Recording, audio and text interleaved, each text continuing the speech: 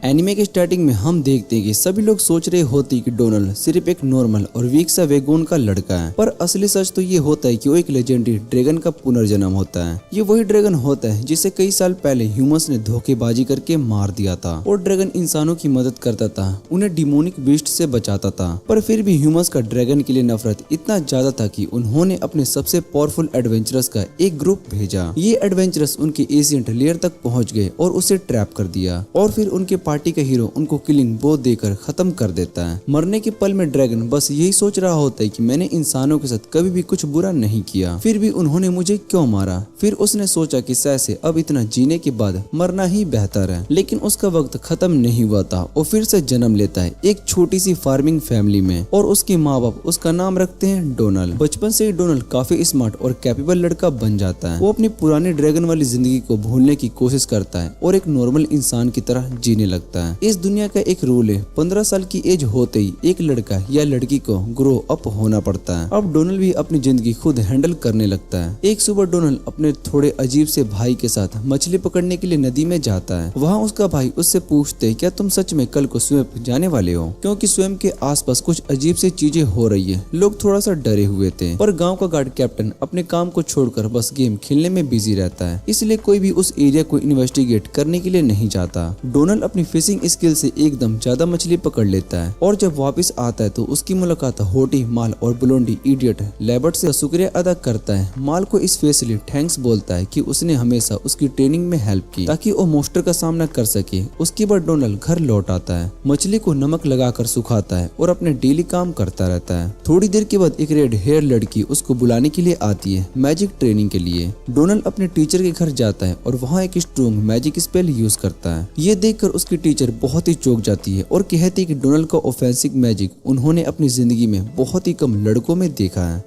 और वो भी इतना पावरफुल है कि उनके हिसाब से डोनाल्ड का मैजिक फ्यूचर में और भी डेंजरस बन सकता है। शाम के टाइम डोनाल्ड घर लौट रहा होता है, तभी वो एक अजीब से इंसान को देख लेता है जो व्हाइट कपड़ों में होता है और देखने में एक नोबल जैसा लगता है, जैसे कि किसी पुरानी जमीन कट किया है वो अपने पेरेंट्स के साथ शेयर कर सके। जैसे ही वो घर पहुंचता है उसके फैमिली वाले उसको प्यार से ग्रेट करते हैं। उसकी माँ उसके लिए हमेशा की तरह एक जबरदस्त डिनर बनाती है जिसका टेस्ट डोनाल्ड को हर बार याद रहता है। डिनर के बाद उसके डैड हमेशा की तरह थोड़ा सा मजाक करते हुए कहते हैं बेटा अब तो शादी कर ले, अभी शादी के लिए रेडी नहीं हूँ। अगली सुबह डोनाल्ड स्वयं की तरफ निकल पड़ता है, पर जैसे ही वो गांव के एग्जिट तक पहुंचता है तो वो देखकर बहुत ही शॉक्ड हो जाता है कि गांव के आधे लोग उसको अलविदा कहने के लिए आए होते हैं। सब लोग उसको गुड लक विश करते हैं। डोनाल्ड फिर घंटों तक सफर करता है, जंगल के बीच से गुजर जाता है, हर तरफ मॉन्स्टर और वाइल्ड एनिमल्स भरे होते हैं। फाइनली वो स्वयं तक पहुंचता है। वहाँ का पानी एकदम ग्रीन पड़ चुका होता है और इतना गंदा स्मेल आ रहा होता है कि जैसे किसी के पुराने सॉक्स हो। वो पानी को एनालाइज करता है और उसे समझ में आ जाता है कि इस जगह के एलिमेंटल एनर्जी पूरा इम्बैलेंस हो चुका है, क्योंकि वो जानता है कि इतने गंदे इन्वायरमेंट में सिर्फ एक ही डेंजरस मॉन्स्टर ही सर्वाइव कर सकता है। पर जैसे ही वो सोच रहा होता है वैसा नहीं होता। वहाँ एक अजीब सी क्रिएचर बाहर आती है, एक सुंदर सी हाफ स्नेक ब्लोंड लड़की। उसको देखकर डोनाल्ड एकदम से जैसे डांप बना होता है, इसलिए वो तुरंत रीजनरेट करके अपने पैर वापस से ग्रो कर लेता है। डोनाल्ड और वो लड़की स्नेक गर्ल तुरंत क्वेश्चन करना स्टार्ट करती है, पर डोनाल्ड उसे चुप रहने के लिए कहता है क्योंकि उसे प्लान बनाना था।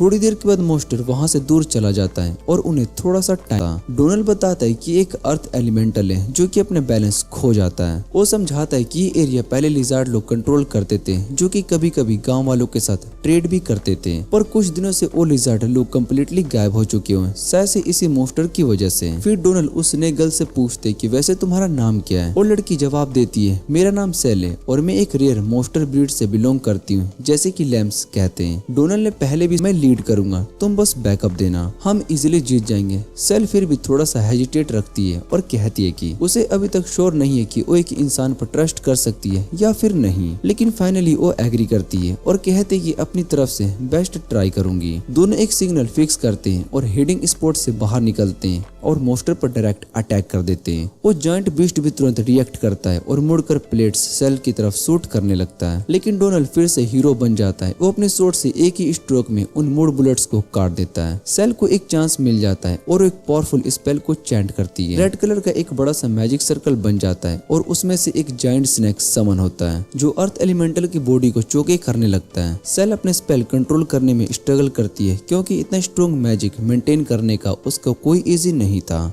पर उतना डिस्ट्रैक्शन काफी था डोनल्ड के लिए। वो मॉन्स्टर के पास रश करता है और अपनी स्वॉर्ड से उसके अटैक करता है। अर्थ एलिमेंटल स्नैक स्पेल तोड़ देता है और डोनल्ड पर हमला करता है, लेकिन डोनल्ड स्किलफुली डॉज करता है और डायरेक्टली उसके पैर पर जंप करता है। एक ही स्ट्रॉन्ग स्लैश में वो मड डीमन को 2 टुकड़ों में काट देता है। सेल के चेहरे पर अब रिलीफ आ जाता है। उसे लगता है कि अब वो बच गया है, लेकिन जैसे ही मॉन्स्टर गिरता है उसका पूरा का पूरा गंदा मड पूरा सेल के ऊपर गिर जाता है और वो एकदम से मैसी हो जाती है। डोनल्ड तुरंत उसके पास दौड़ता है और चेक करता है कि उसे कोई चोट तो नहीं लगी है। वो उसका शुक्रिया करता है कि उसकी हेल्प के बिना सेल थक गई होगी, ठंडी भी लग रही होगी और उसे क्लीन होना चाहिए। रात होने तक दोनों एक छोटी सी सैंक ढूंढ लेते हैं जहाँ पर वो रुक जाते हैं। डोनल्ड अपनी तरफ से डिनर बनाता है। डिनर के दौरान सेल उससे कैजुअली पूछती है कि तुम मुझसे बिल्कुल भी नहीं डरते हो, मैं तो लामिया हूँ ना। डोनल्ड स्माइल करते हुए कहता है नहीं, तुम लामिया जैसी नहीं हो। जिनको मैंने सुना है वो इंसानों से एग्रेसिवनेस और हॉस्टिल होती है, पर तुम अलग ही लग रही हो। पॉइजन होता है जो ज्यादा लोग टॉलरेट नहीं कर पाते, इसी वजह से लामिया के लिए एक सुटेबल पार्टनर ढूंढना मुश्किल होता है। डोनल्ड उसकी बातें सुन रहा होता है और थोड़ा सा डिस्ट्रैक्ट हो जाता है और कुछ अजीब सोचने लगता है। तभी सेल कहते कि एक्चुअली उसके फादर भी एक ह्यूमन थे। ये सुनकर डोनल्ड थोड़ा सा सरप्राइज हो जाता है। डोनल्ड डिसाइड करता है कि अभी उसे प्रॉपर बिहेव करना चाहोगा। ये सुनकर डोनल्ड थोड़ा सा सरप्राइज हो जाता है। डोनल्ड डिसाइड करता है कि अभी उसे प्रॉपर बिहेव करना होगा। वो अपना थोड़ा सा वॉरियर सा सूप पीती है। डिनर के दौरान डोनल्ड अपने फैमिली को याद करता है और अपने पास्ट लाइफ के बारे में भी सोचता है जब वो एक लेजेंडरी ड्रैगन था। डोनल्ड हमेशा से अपनी केव में अकेला रहता था, लेकिन अब सब कुछ थोड़ा सा बेहतर हो गया है क्योंकि अब उसके पास कुछ लोग हैं जिन पर वो भरोसा कर सकता है। अगले दिन सुबह वो दोनों रेडी होते हैं। डोनल्ड डिसाइड करता है कि अब वो डिस्परेट इन सेल की तरफ बिहेव नहीं करेगा, बल्कि थोड़ा सा हार्ड टू गेट खेलेगा। वो सेल से कहता है कि मैं अपने गांव वापस जा रहा हूँ, जिसमें सेल जवाब देती है कि मैं अपना सफर साउथ की तरफ जारी रखूंगी और अपने हस्बैंड को ढूंढने के लिए। डोनल्ड मुस्कुरा देता है और वो सोचता है कि शायद से हमारी राह फिर से कहीं न कहीं टकरा जाए, लेकिन अभी के लिए वो अपने रास्तों पर निकलने का फैसला करता है क्योंकि उसकी जर्नी तो अब बस स्टार्ट हुई है। अगले दिन डोनल्ड और एक रेड हेड लड़की कुकिंग सीखने लगते हैं। जैसे कि वेल्टर वाइट और जैसे अब पंपकिन का कॉम्बो होता है, वैसे ही उनके एक ओल्ड हैंग गाइड भी करती है। वो बताती है कि नॉर्मल मेडिसिन की वजह मैजिकल मेडिसिन बनाते वक्त बहुत ही ज्यादा ध्यान देना पड़ता है, क्योंकि अगर इंग्रेडिएंट्स में थोड़ा भी इनबैलेंस हो गया तो वो जानलेवा साबित हो सकता है। रेड हेड लड़की तो एकदम से रो पड़ती है और पहले ट्राई में रेसिपी परफेक्ट बना लेती है, पर डोनल्ड गड़बड़ कर देता है और अपने आप को ही परेशानी में डाल लेता है। ओल्ड हैंग उसको डांटते हुए कहते हैं कि अगर तुम अपने फिंगर पर कंट्रोल नहीं कर पाओगे तो अपनी गर्लफ्रेंड को भी खुश नहीं रख पाओगे। डोनल्ड सॉरी बोल देता है, पर रेड हेड लड़की हंसी में कह देती कि ऐसा कुछ भी नहीं है। वो किसी भी लड़की को खुश कर सकता है क्योंकि उसके पास लेग्स के बीच के कैनन छुपी हुई है। ये सुनकर ओल्ड हैंग को तुरंत समझ में आ जाता है कि सीन क्या है। थोड़ी देर के बाद डोनल्ड को अरी के फैमिली के साथ लंच के लिए बुलाया जाता है। लंच से पहले वो सभी गॉडेस मारिया के लिए प्रेयर करते हैं। डोनल्ड सोचता है कि बहुत ही टाइम हो गए उनसे मारिया को देखे हुए। लंच के बाद डोनल्ड की मुलाकात एल्बर्ट से होती है, जो कि कुछ बच्चों को फ्यूचर नाइट्स बनने की ट्रेनिंग दे रहा होता है। जैसे ही बच्चे डोनल्ड को देखते हैं वो तुरंत उसके पास आकर अपना प्रोसेस दिखाने लगते हैं, लेकिन डोनल्ड ज्यादा इंटरेस्टेड नहीं होता और उनसे कहता है कि थोड़ा ब्रेक ले लो। तभी डोनल्ड को फॉरेस्ट से एक मॉन्स्टर की प्रेजेंस महसूस होती है। वो किसी को कुछ भी नहीं बताता और रात को अकेला जंगल में चला जाता है। वहां जाकर उसे शौक मिलता है। वो मॉन्स्टर नहीं बल्कि सेल होती है, जो उस वक्त एक हॉट स्पून में बाथ ले रही होती है। सेल तुरंत घबरा जाती है क्योंकि डोनल्ड उसे बिना झिझक घूर कर देख रहा होता है। वो गिरने वाली होती है, तभी डोनल्ड उसे पकड़ लेता है। सेल शर्माते हुए अपनी बॉडी को कवर करती है और गुस्से में कहती है कि तुम मुझे गुमराह कर रहे हो। सेल शर्माते हुए अपनी बॉडी को कवर करती है और गुस्से में कहती है कि तुम मुझे घूरना बंद करो। पर डोनल्ड मस्त अंदाज में पूछते है क्यों। फिर एक छड़ की तरह कहता है कि इस दुनिया के सारे लिविंग बींग्स नेचुरली ब्यूटी की तरफ अट्रैक्ट होते हैं, तो तुम्हें शर्माना नहीं चाहिए। ये सुनकर सेल उसको एक टाइट स्लैप झड़ देती है। कवर होने के बाद भी वो नाराज रहती है। डोनल्ड को समझ में नहीं आता है कि उसने ऐसा क्या गलत कर दिया, पर वो टॉपिक चेंज कर देता है और सेल से पूछते है कि तुम यहाँ पर क्या कर रही हो। सेल उदासी में बताते कि उसके सफर में जितने भी मर्द मिले थे वो सब डरे हुए थे और वीक निकले, इसलिए वो वापिस से आई है डोनल्ड के पास ताकि उसकी मदद कर सके। डोनल्ड सोचता है कि ये तो उसके लिए एक जैकपॉट हो गया है और कहता है कि मैं तो वैसे भी तुमसे फिर से मिलने की विश कर रहा था। फिर वो एक आइडिया सोचता है और सेल से पूछते है तुम क्या सोचती हो, अगर तुम मेरे विलेज में रुक जाओ तो। सेल पहले तो कहते कि ये पॉसिबल नहीं है क्योंकि लोग एक मोस्टर को अपने साथ एक्सेप्ट नहीं करेंगे, लेकिन डोनाल्ड समझ जाता है कि हमारे गांव में ऑलरेडी डेमी ह्यूमंस हैं, बीस्ट फोल्क भी रहते हैं, तो धीरे धीरे सब कुछ तुम्हें भी एक्सेप्ट कर लेंगे। डोनाल्ड सोचता है कि हाँ, लोग शुरू में सेल से थोड़ा सा डरेंगे क्योंकि वो एक लामिया है, लेकिन उसकी जेंटल पर्सनैलिटी और उसका बड़ा सा प्लॉट देखकर लोग उसे अपने अंदर एक्सेप्ट कर लेंगे। ये सोचकर सेल बहुत ही खुश हो जाती है क्योंकि अब उसको उम्मीद होती है कि वो ह्यूमंस की फ्रेंड बन सकती है। वो तुरंत डोनाल्ड के साथ रहने के लिए रेडी हो जाती है।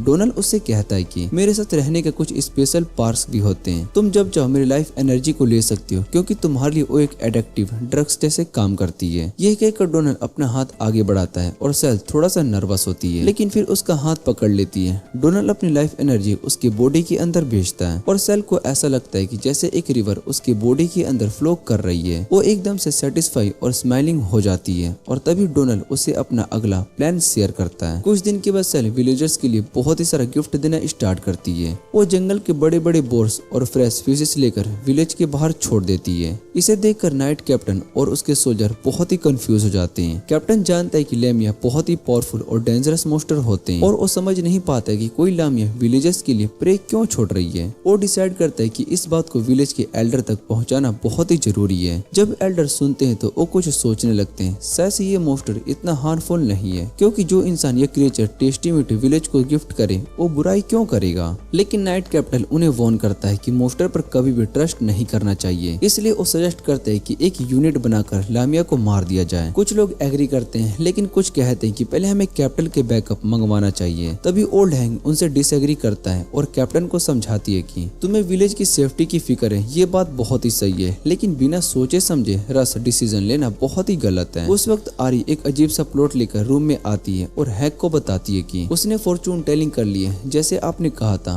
ओल्ड हैंग उस रिजल्ट को चेक करती है और कहती है कि फॉर्चून टेल के हिसाब से स्नेक का अपीयरेंस एक गुड साइन है, इसलिए लामिया को हार्म नहीं करना चाहिए। ये सब बातें डोनाल्ड बाहर से सुन रहा होता है। जब वो वोट स्कोप कर रहा होता है, ये सुनकर डोनाल्ड के चेहरे पर खुशी आ जाती है। ओल्ड हैंग ने सबको कन्विंस कर लिया होता है सेल को चांस दिया जाए। शाम को वो खुशी खुशी फॉरेस्ट की तरफ भागता है ताकि सेल को ये गुड न्यूज दे सके। वो उसे बताता है कि अब तुम्हारे लिए कोई भी इमीडिएट थ्रेट नहीं है और हम कल अपने प्लान का फाइनल फेज स्टार्ट कर सकते हैं। अगली सुबह विलेज के सभी कैपेबल फाइटर और नाइट्स एक जगह पर ट्रेनिंग के लिए जमा होते हैं। कैप्टन बिन उन्हें लामिया मोस्टर के बारे में समझाता है और कहता है कि सबको उसके खिलाफ अलर्ट रहना होगा। लेकिन डोनाल्ड के लिए एकदम परफेक्ट मोमेंट था क्योंकि अब सभी इम्पोर्टेंट लोग एक ही जगह पर हैं और यही था उसके प्लान का लास्ट स्टेप। डोनाल्ड का प्लान सबसे इम्पोर्टेंट पार्ट था प्रेस्टिज। प्रेस्टिज को गांव में बहुत ही वैल्यू दी जाती थी क्योंकि उसके पास हीलिंग और प्यूरिफिकेशन मैजिक का पावर है। वो चर्च का सिंबल है और उसके पास इतनी अथॉरिटी है कि वो डिसाइड कर सकती है कि कोई इंसान ये क्रिएचर गुड है या फिर इविल। डोनाल्ड उसे यही विश करता है कि सब कुछ सही से हो जाए और प्रेस्टिज सेल को इविल ना डिक्लेयर करे।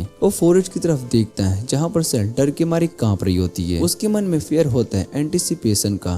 कल रात डोनाल्ड ने उससे अपना प्लान बताया था कि वो जानबूझकर लो लेवल मोस्टर के बीच में जाएगा और सेल उससे बचाएगी ताकि विलेजर्स उस पर ट्रस्ट कर सके। लेकिन अब सेल श्योर नहीं होती है कि उसे कब एक्शन लेना है। डोनाल्ड भी पेशेंटली वेट कर रहा होता है। तभी एक सोल्जर फॉरेस्ट से भागते हुए आता है और कैप्टन बिन को बताता है कि उसने मोस्टर देख लिया है, लेकिन वो मोस्टर सेल नहीं बल्कि एक जायंट आर्मर्ड बियर होता है, जिसे देखते ही सब नाइट्स की फट जाती है। कैप्टन बिन तुरंत कमांड देता है कि सब स्लोली पीछे हट जाए क्योंकि आर्मर्ड बियर से फाइट करना मतलब कि एक मूविंग ट्रैक को हेडबट करना है। तभी बच्चे भागते हुए आते हैं पर एक रेड हेड लड़का गिर जाता है और बियर उसकी तरफ बढ़ने लगता है। डोनाल्ड उस बच्चे को बचाने के लिए दौड़ता है और वो सोचता है कि शायद से इस आर्मर्ड बियर को रोकने के लिए एक वे है अपने ड्रैगन पावर्स यूज करने का। लेकिन जैसे ही वो लड़के के पास पहुंचता है, सेल बुशे से स्लैप मारकर सामने के लिए आ जाती है। वो अपने बॉडी से डोनाल्ड और उस लड़के को शील्ड कर देती है, लेकिन बियर के क्लास से वो खुद को सर्वाइवली इंजर्ड हो जाती है। ये सब देखकर सभी लोग बहुत ही चौंक जाते हैं। फिर सेल अपने इंटेंट हाइप्नोटिक और यूज करके उस बियर को फॉरेस्ट में वापस भेज देती है। डोनाल्ड उससे पूछते कि तुम ठीक हो ना?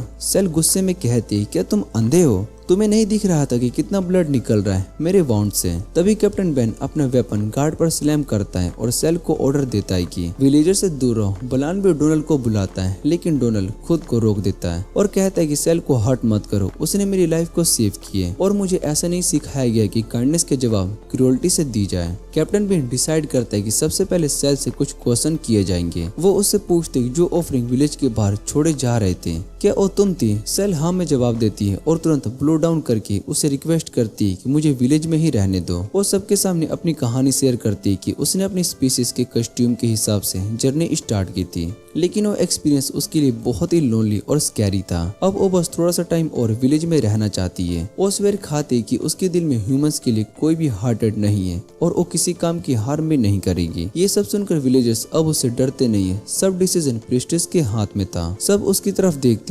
प्रिस्टेस चुप होकर खड़ी होती है और स्काई की तरफ स्टेयर करती है। उसके चेहरे पर टीयर्स फ्लो हो रहे होते हैं। तभी एक डिवाइन लाइट ऊपर चमक पड़ती है और उसे डायरेक्टली गॉडेस स्माइल का मैसेज मिलता है। डिवाइन मैसेज खत्म होने के बाद प्रेस्टीज डिक्लेयर करती कि सेल इविल नहीं है, बल्कि गॉडेस ने विलेजर्स को बोला है कि उसे अपनाएं और शांति से उसके साथ रहें। फिर प्रेस्टीज सेल के पास आती है और कहती है कि तुम विलेज में वेलकम हो। सेल अपना सर उठाकर उसका शुक्रिया अदा करने वाली होती है, पर तभी वो ब्लड लूज होने की वजह से गिर जाती है। डोनाल्ड तुरंत उसको पकड़ लेता है और सब लोग उसे जल्दी से विलेज लेकर जाते हैं ट्रीटमेंट के लिए। नेक्स्ट डे सेल की तबीयत थोड़ी सी ठीक हो जाती है और डोनाल्ड और बाकी विलेजर्स उसको नया घर दिखाते हैं। घर के अंदर एक फुली फर्निश्ड बेड होता है जिसमें की कुजीन्स और स्टफ्ड टॉय भी रखा होता है। ये देखकर सेल इमोशनल हो जाती है और विलेजर्स का शुक्रिया अदा करती है। बैन उसे कहता है कि थैंक यू मुझे करना चाहिए क्योंकि तुमने मेरी बेटी की जान बचाई है। फिर वो अपना वेपन उस पर पॉइंट करने के लिए माफी भी मांगता है। इसके बाद सभी विलेजर्स मिलकर सेल को अपने विलेज में वेलकम करते हैं। डोनाल्ड भी सबके सामने अपना इंट्रोडक्शन देता है जैसा कि वो पहले से सेल को जानता ही न हो। कुछ दिन गुजर जाते हैं और अब सेल पूरी तरीके से विलेजर के साथ घुल मिल जाती है। ये देखकर डोनाल्ड बहुत ही खुश होता है कि उसकी कोशिश सफल हो गई है और वो डिसाइड करता है कि अब गॉडेस मारिया का खुद वो शुक्रिया करेगा। दूसरा डोनाल्ड अपनी बॉडी से अस्ट्रल फॉर्म में निकलता है और सीधा स्काई की तरफ उड़ जाता है। हेवन में पहुंचते ही वो अपने ड्रैगन फॉर्म में आ जाता है जहां पर गॉडेस मायरा उसका वेलकम करने के लिए रेडी होती है। थोड़ी सी बातचीत होती है और डोनाल्ड गॉडेस का शुक्रिया अदा करता है कि उसने विलेजर्स के हाथ सेल की जान बचाई। मारिया रिप्लाई करती कि सेल एक बहुत ही अच्छी मारिया लगी, इसलिए उसने उसे बचाना जरूरी समझा। डोनाल्ड को अब भी यकीन नहीं हो रहा होता है कि एक असली गॉडेस ने उसके अंदर का सीक्रेट समझ लिया कि वो असल में एक ड्रैगन है जो कि ह्यूमन फॉर्म में जन्म लिया है। पर मायरा हंसा देती है और कहती कि जब भी तुमने प्रे किया तुम्हारी लाइफ फोर्स दुश्मनों से बहुत ही ज्यादा स्ट्रॉन्ग थी, इसलिए पहचाना मुश्किल नहीं था। वो ये भी कहती कि जब तुम ड्रैगन फॉर्म में होते थे तब तुम जीने से थक गए लगते थे, इसलिए मुझे हैरानी हुई कि तुम ह्यूमन फॉर्म में इतने खुश हो। फिर डोनाल्ड अपने फिजिकल बॉडी में वापस लौट आता है। अगले दिन सुबह सेल खुशी से उसका रूम का दरवाजा खोलकर जोर से चिल्लाती है, उठ जाओ। डोनाल्ड उससे कहता है कि नॉक करके अंदर आना चाहिए क्योंकि कभी कभी वो दिन स्टार्ट करने से पहले अपना मूड बना लेता है। ये सुनकर सेल माफी मांगती है पर इंसिस्ट करती है कि उठ जाओ क्योंकि आज का दिन बहुत ही एक्साइटिंग होने वाला है। और वैसा ही होता है। क्रिस जो कि एक नाइट वीमेन है, उसका practice sparking match vice captain के माल के साथ होता है। पूरी विलेज वहाँ पर खड़ी होकर उन दोनों का फाइट देख रही होती है। सब लोग ये डिसाइड करने की कोशिश कर रहे होते हैं कि कौन ज्यादा स्ट्रॉन्ग और इंडिपेंडेंट है। तभी क्रिस नोटिस करती कि मेल अपना फुल पावर यूज नहीं कर रही है, इसलिए वो उससे कहती कि मुझे रोको मत, फुल पावर के साथ लड़ो। इस बार माल क्रिस की बात मान लेती है और पूरी स्पीड के साथ उस पर अटैक करने के लिए आ जाती है। उसका प्लान होता है कि वो क्रिस को दिखाए कि सिटी वाली लड़कियों को अपनी कंट्री साइड फाइटर से कैसे हैंडल करते हैं। माल अपने डैगर और सोर्ड के साथ क्रिस पर अटैक करती है, लेकिन क्रिस भी कम स्किल्ड नहीं होती है। वो उसके अटैक को ब्लॉक कर लेती है और एक गैप निकालकर माल के हाथ से सोर्ड को गिरा देती है। इस तरह से क्रिस माल को डिशार्म करके इजिली हरा देती है, लेकिन क्रिस तुरंत माल के हाथ को पकड़कर वापस से खड़ा करती है और कहती है कि तुम उन सबसे फाइटर में से एक हो जिसने कि मैंने कभी स्पार किया है। ये सुनकर माल थोड़ी सी शर्मा जाती है और अपने दिल में सोचने लगती है कि शायद से मेरी फीलिंग कुछ अलग ही है। रात को दोनों एक साथ टैरवेन में चले जाते हैं जहाँ पर वो खाना ऑर्डर करती है, लेकिन टैरवेन की लड़कियां क्रिस को देखकर बहुत ही ज्यादा एक्साइटेड हो जाती है क्योंकि क्रिस एक नॉर्मल के पॉप आर्टिस्ट जैसी लग रही होती है। थोड़ी देर में बैन और बाकी सभी लोग भी आ जाते हैं। कैप्टन तुरंत क्रिस को बुलाता है और कहता है कि मेरे साथ ड्रिंक करो। तभी एल्बर्ट जो कि फ्रेंच है क्रिस को वॉर्न करता है कि तुम उसकी बात मत मानना क्योंकि बैन एक एल्कोहलिक है। वो इतना पीता है कि सुबह तक बोतल खत्म कर देता है और फिर अपनी वाइफ को ही बीट करता है। ये सुनकर मेल तुरंत बोलती है कि बैन पीछे हट जाओ, क्रिस पे मेरा पहले से हक है। बैन हंसकर साइड हो जाता है और अपने दोस्तों के साथ मस्ती करने लगता है। उसके दोस्तों की चीख निकल जाती है और वो चिल्लाते हैं, यस डैडी। थोड़ी देर के बाद क्रिस अपने कमरे में लौट आती है और बेड पर लेटते लेटते वो विंडो से बाहर देखती है जहाँ हर कोई अपने दोस्तों के साथ एंजॉय कर रहा होता है, लेकिन क्रिस खुद को अकेला महसूस करती है, जैसे उसके पास ना तो दोस्त है और ना ही कोई कंपेनियनशिप। अपने दुख भुलाने के लिए वो रात को माउंटेन की तरफ ट्रेनिंग करने के लिए निकल जाती है। यहीं पर डोलन और सेल उसे देख लेते हैं। सेल क्रिस के अकेला होने पर उसे अपने घर बुलाती है ताकि वो साथ में ट्रेनिंग कर सके। घर में वो अपना बेड दिखाती है जो है और पिलो से भरा होता है। सेल खुद बेड पर जम करके क्रिस को भी बुलाती है, तुम भी ज्वाइन करो। डोनाल्ड ये सब देखकर सोचता है कि ये दोनों इतने थ्रस्टी क्यों हैं और सेल को थोड़ा सा कंट्रोल करने के लिए बोलता है, लेकिन क्रिस भी क्विकली बेड पर जम कर जाती है। डोनाल्ड स्टाइल से वॉल के अगेंस्ट खड़ा हो जाता है जैसे अपना ऑरा शो कर रही हो। सेल क्रिस से कहता है कि मुझे ये विलेज बहुत ही पसंद आ रहा है और मुझे लगता है कि तुम्हें भी यहाँ पर अच्छा लग रहा होगा। फिर वो क्रिस को बोलती है कि तुम्हें लेन की वाइफ का मिल्क जरूर ट्राई करना चाहिए क्योंकि यहाँ के सब लोग उस मिल्क को बहुत ही पसंद करते हैं।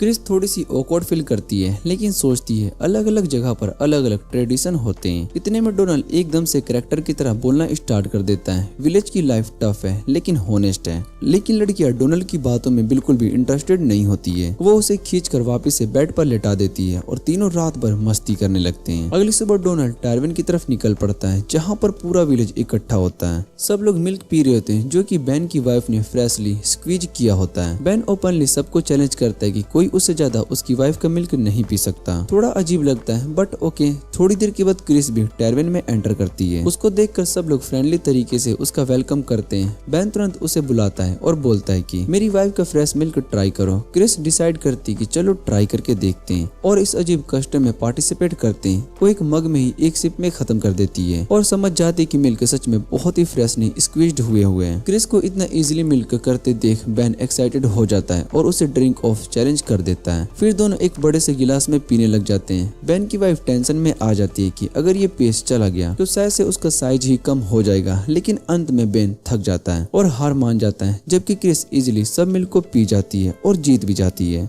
थोड़ी देर के बाद डोनाल्ड सेल और क्रिस को अपने फॉर्म में लेकर जाता है जहाँ पर वो उनसे हार्ड लेबर करवाता है। सेल खुशी खुशी पोटैटोस को प्लांट करने लगती है लेकिन वो अनअवेयरली डाल देती है। वहीं क्रिस अपनी हरकतों में सोइल को पंच करने लगती है जैसे कि बिना वजह के फाइटिंग प्रैक्टिस कर रही हो। डोनाल्ड उन्हें सही तरीके से सिखा पाता है। इससे पहले एक गार्ड भागते हुए आता है और वो कहते हैं कि तुरंत विलेज गेट पर चलो। सब लोग तुरंत गेट की तरफ दौड़ जाते हैं जहाँ पर बेन और विलेजर्स पहले से ही खड़े होते हैं। वहाँ एक आउटसाइडर कमिश्नर अपने गार्ड्स के साथ आता है और तुरंत डोनाल्ड और सेल को सराउंड कर देता है। फिर वो पूछते हैं कि किसने एक लामिया मॉन्स्टर को इस लैंड में ले आया क्योंकि ये टेरिटोरी उनके किंग की है। प्रिस्ट तुरंत आगे आता है और वो कहता है कि सेल को खुद विलेज ओरकेल ने वेरीफाई किया है। उसने डिक्लेयर किया है कि सेल इविल नहीं है। कमिश्नर कहता है कि मुझे गॉडेस मारिया की विशेष पर डाउट नहीं है, लेकिन अगर सेल को इस कंट्री के सिटीजन की तरह रहना है तो उसे गवर्नमेंट के प्रॉपर प्रोसीजर से गुजरना होगा। डोनाल्ड को इसमें थोड़ा सा गड़बड़ लगती है और वो रिक्वेस्ट करता है कि मुझे भी सेल के साथ कैपिटल ले चलो। कमिश्नर एग्री कर लेता है और इस तरह से डोनाल्ड और सेल को रॉयल गार्ड्स एस्कॉर्ट करके कैपिटल ले जाते हैं। ये सब देखकर क्रिस टेंशन में आ जाती है। उसे लगता है कि सिचुएशन बहुत ही सीरियस हो रही है, इसलिए वो डिसाइड करती है कि अपने एकेडमी के हेड मास्टरी से मिलना चाहिए क्योंकि उसका गवर्नमेंट में बहुत ही ज्यादा इन्फ्लुएंस हुआ पड़ा है। कैपिटल पहुंचने के लिए क्रिस अपने स्पेल का यूज करके अपनी स्पीड बढ़ा लेती है और खुद ही निकल पड़ती है और डोनाल्ड और सेल से पहले कैपिटल पहुंच जाती है जो कि अभी अभी अपने कैरेज में सफर कर रहे होते हैं। वहां पहुंचकर क्रिस सीधा मिलती है एल्फ हेड मिस्ट्रेस ओलिविया से। ओलिविया उसे बैठने के लिए कहती है और बताती है कि सेल को एलिमिनेट नहीं किया जाएगा क्योंकि उसके पास मारिया की ब्लेसिंग है, लेकिन गवर्नमेंट का एक हाई रैंक एम है जिसका नाम कैसी है, उसने सेल को एक ट्रीट डिक्लेयर कर दिया है। क्रिस तुरंत कहती है कि सेल कभी ऐसा नहीं कर सकती, वो इतनी मासूम है। ओलिविया भी मान जाती है और वो बोलती है कि सेल का किडनैपिंग से कोई भी लेना देना नहीं है। उसे लगता है कि कैजे किसी और रीजन से इलीगली सेल को मरवाना चाहता है। ओलिविया चाहती है कि वो अपने लेवल पर इन्फ्लुएंस करके सेल की जान बचा लेगी। इधर दूसरी तरफ डोनाल्ड और सेल की करेज एक सुनसान जगह पर रुक जाती है। कमिश्नर उन्हें बाहर बुलाता है और एक शॉकिंग बात बताकर उन्हें कै के मेंशन तक ले जाता है। वहाँ के एक अजीब सी विच उनका स्वागत करती है कि फेक स्माइल के साथ और कमिश्नर को डिसमिस कर देती है। मेंशन के अंदर कै सर्वेंट के फीस्ट लगने लगते हैं।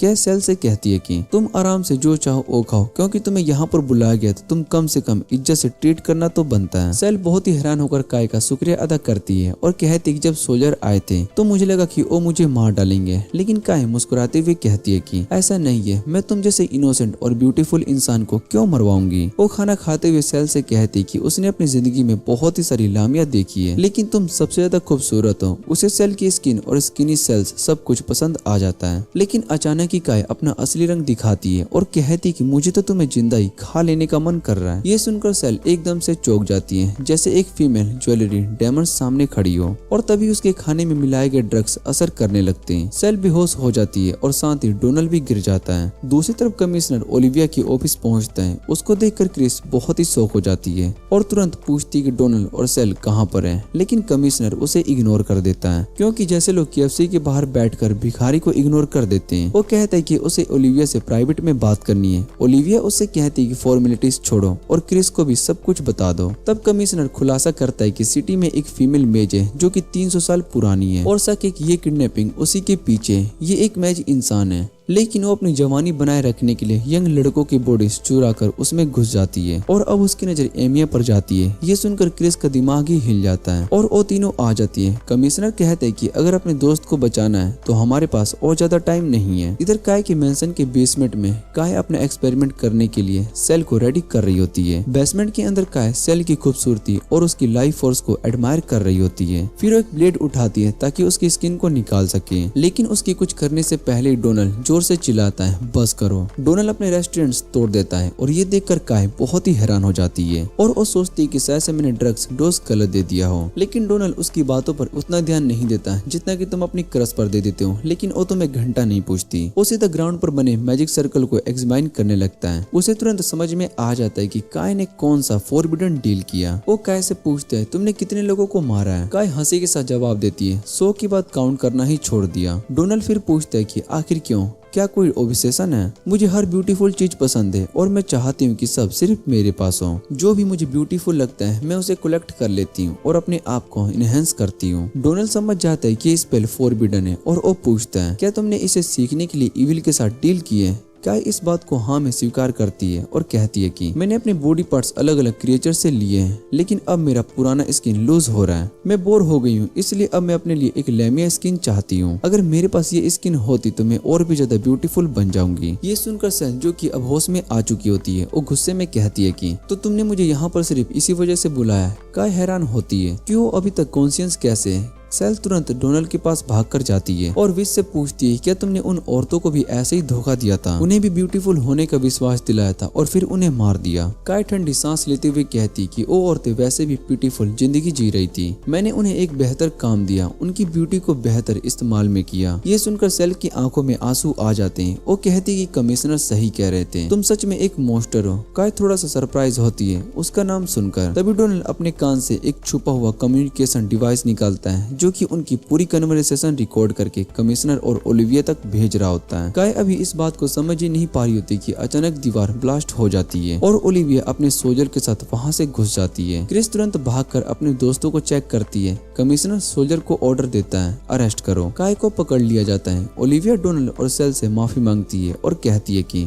मुझे तुम दोनों को बैट बनाना पड़ा क्योंकि हमें काय के जुर्म को प्रूफ चाहिए था, तभी हम उसे पनिशमेंट दे सकते हैं। ओलिविया और क्रिस काय से कहते हैं कि तुम कभी भी दूसरों से चुरा कर खूबसूरत नहीं बन सकती हो, तुम्हारे लिए सिर्फ एक ही रास्ता है, रीबर्थ। और ये सुनकर काय का गुस्सा फट जाता है। उसे लगता है कि उन्होंने उसकी पूरी स्ट्रगल का मजाक उड़ा दिया। काय चीख कर कहती कि मैं पैदा ही अगली हुई थी, मेरे माँ बाप भी मुझे देखना नहीं चाहते थे, दूध लेने गए थे और कभी भी वापस नहीं आए। ये कहकर काय अपने असली हुलिये में गुस्से से हिलने लगती है। जब काय ने पहली बार रियलाइज किया था कि वो अगली है, तभी उसका दिमाग घूम गया था। उस दिन से उसने जितनी भी ब्यूटीफुल लड़कियों को देखी उन पर अटैक करना शुरू कर दिया। उसने उनकी सबसे अट्रैक्टिव चीज को ही चुरा ली थी। धीरे धीरे उनकी चुराई हुई सारी चीजें हिस्सों में उन पर अपनी ब्यूटी बनाई और उसी ब्यूटी के चक्कर में डेविल्स तक उसकी तरफ अट्रैक्ट हो गए और उनकी मदद से काय के एम्बिशन और भी बड़े हो गए और वो और ज्यादा क्रूअल बन गई। लेकिन अब जब उनका प्लान फेल हो गया, काय इतनी गुस्से में है और कहती है कि मैं अपने 300 साल की रिसर्च का इस्तेमाल करके तुम सबको खत्म कर दूंगी। अचानक से वो ट्रांसफॉर्म हो जाती है एक बड़े, भद्दे और अगली क्रिएचर में। उसका रूप इतना गंदा होता है कि देखकर ही सबकी रूप कांप जाती है। फिर वो तुरंत सेल पर अटैक करती है, लेकिन डोनाल्ड उसे खींचकर साइड में ले जाता है। गुस्से में काय अपने टेंटिकल्स निकाल लेती है और सोल्जर पर हमला कर देती है। बेचारे सोल्जर उतने ही डंप होते हैं कि अपना बचाव भी ठीक से नहीं कर पाते। सेल अपनी कस्ट आइस का यूज करके काय को रोक लेती है, जैसे सोल्जर को भागने का चांस मिल जाता है। लेकिन इतने बड़े क्रिएचर को रोकना सेल की पावर को जल्दी ड्रेन कर देता है। काय फिर से उस पर अटैक करती है, तभी क्रिस तुरंत उसके सामने आ जाती है और काय की उंगलियों को काट देती है, लेकिन काय अपने फिंगर्स तुरंत रीजनरेट कर लेती है। क्रिस अपने सोर्ड की असली पावर अवेकन करती है, उसकी तलवार से निकलती रोशनी तेज हो जाती है और वो सीधा काय की तरफ दौड़ जाती है। हर स्ट्राइक में वो काय के टेंटिकल्स और आर्म को प्रिक्यूंस कर रही होती है। इस वजह से काय और भी ज्यादा फ्यूरियस हो जाती है और अपनी बॉडी पर हजारों आंखें समन कर लेती है डार्क मैजिक कास्ट करने के लिए। क्रिस समहाउ उस अटैक को ब्लॉक कर लेती है, तभी डोनाल्ड ग्राउंड पर एक बड़ा मैजिक सर्कल ड्रॉ कर देता है। वो लड़कियों से कहता है कि अब यहाँ से आगे मैं हैंडल करूंगा।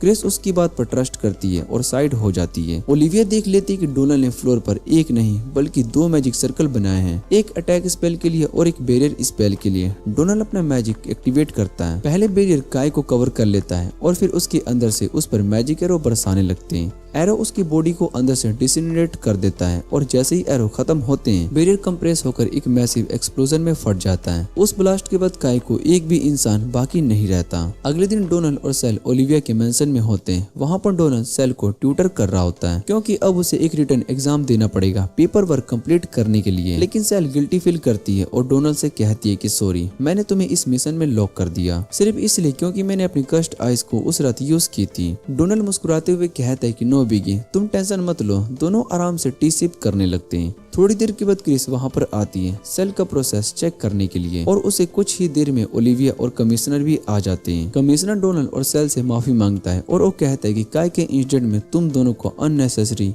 फंसाया गया है। सेल थोड़ा सा शर्मा जाती है, लेकिन डोनाल्ड कहता है कि हम दोनों को कोई प्रॉब्लम नहीं है, सब अच्छा ही हुआ और सब तुम्हारी इन्फॉर्मेशन और एंटीट्यूड की वजह से ही पॉसिबल हो पाया। कमिश्नर तब सेल को उसके डॉक्यूमेंट्स दे देता है। अब वो बिना एग्जाम दिए विलेज में ऑफिशियली स्टे कर सकती है और ये देखकर सेल की खुशी का ठिकाना नहीं रहता। उसके बाद ओलिविया डोनाल्ड को एक आदमी से मिलवाने ले जाती है। उस आदमी का नाम होता है डेंजल, जो कि विलेज की एक पुरानी बुढ़िया का बेटा होता है।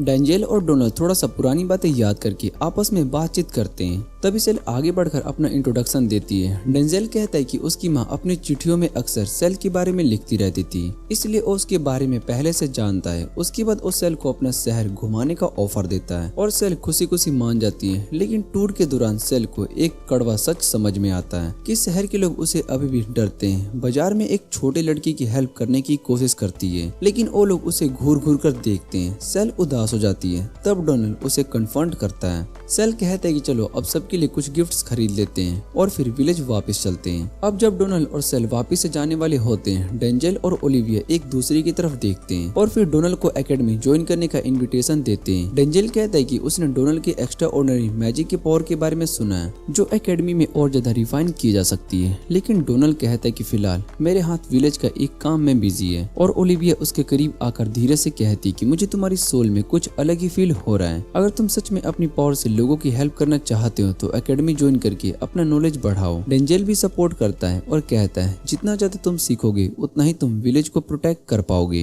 डोनाल्ड कहता है कि वो सोच लेगा और ये सुनकर सेल बहुत ही उदास हो जाती है। उसे लगता है कि सेल से डोनाल्ड जल्दी उससे दूर चला जाएगा। बाद में डोनाल्ड और क्रिस विलेज के बच्चों को ट्रेनिंग देते हैं। सेल और ब्लेन साइड से उन्हें देख रहे होते हैं। सेल के दिमाग में फिर से वही थॉट आता है एकेडमी के ऑफर का। उसे डर होता है कि डोनाल्ड उसे छोड़कर कहीं दूर ना चला जाए। जब सेल ऐसे ही थॉट्स में कोई होती है तब विलेज के बच्चों उसकी टेल खींचना शुरू कर देते हैं। सेल हंसकर उनके पीछे दौड़ती है। डोनाल्ड दूर से देखता है और वो सोचता है कि सेल अब इस विलेज का एक इम्पोर्टेंट पार्ट बन चुकी है, काश सब कुछ ऐसे ही चलता रहे। तभी थक चुकर क्रिस डोनाल्ड के पास आकर एक रिक्वेस्ट करती है, मुझे तुम्हारे साथ जंगल एक्सप्लोर करना है। वो समझाती है कि जंगल में बहुत ही पावरफुल और डेंजरस मॉन्स्टर रहते हैं और वो उनके अगेंस्ट अपना स्किल ट्राई करना चाहती है। डोनाल्ड उसे रोकता है और वो कहता है कि बिना किसी रीजन के जंगल में जाना सही नहीं होता। तब क्रिस कहती है कि एक विलेजर बोला है कि वो अपने पिग्स को जंगल में गुजारने के लिए नहीं जा रहा है क्योंकि मॉन्स्टर्स बहुत ही है। मैं उन पिग्स की बॉडीगार्ड बन जाऊंगी। विलेजर्स की हेल्प करना मेरा फर्ज है। डोनाल्ड थोड़ा सा कंफ्यूज होता है और वो पूछते हैं कि क्रिस इतनी डिस्परेटली जंगल क्यों जाना चाहती है कि पिग्स गार्ड करने तक के लिए रेडी हो गई है। लेकिन फिर वो डिसाइड करता है कि वो उसके साथ जाएगा और फिर थोड़ी देर में एक बड़ा सा हेड ऑफ पिग जंगल में चला जाता है, जिनकी सिक्योरिटी में खड़े होते हैं डोनाल्ड, क्रिस, ब्लेन और कुछ नाइट्स भी। ये देखकर ऐसा लगता है कि जैसे हमारे पॉलिटिशियन भी इसी तरीके से गार्ड करके निकलते हैं। एनीवे सेल उन नाइट्स को देखता है जो कि हेवनली आर्मर पहने हुए होते हैं और डोनाल्ड उन्हें समझाता है कि रिसेंटली जंगल में कुछ अनयूजुअल मॉन्स्टर देखे गए हैं, इसलिए हमें एक्स्ट्रा प्रिकॉशन लेनी होगी। फिर वो ग्रेजिंग साउंड टॉक पहुंचते हैं और डोनाल्ड और गर्ल्स वहां पर रुक जाते हैं पिग्स को देखने के लिए, जबकि बेलन अपने लोगों को लीड करता है एरिया में पेट्रोल करने के लिए।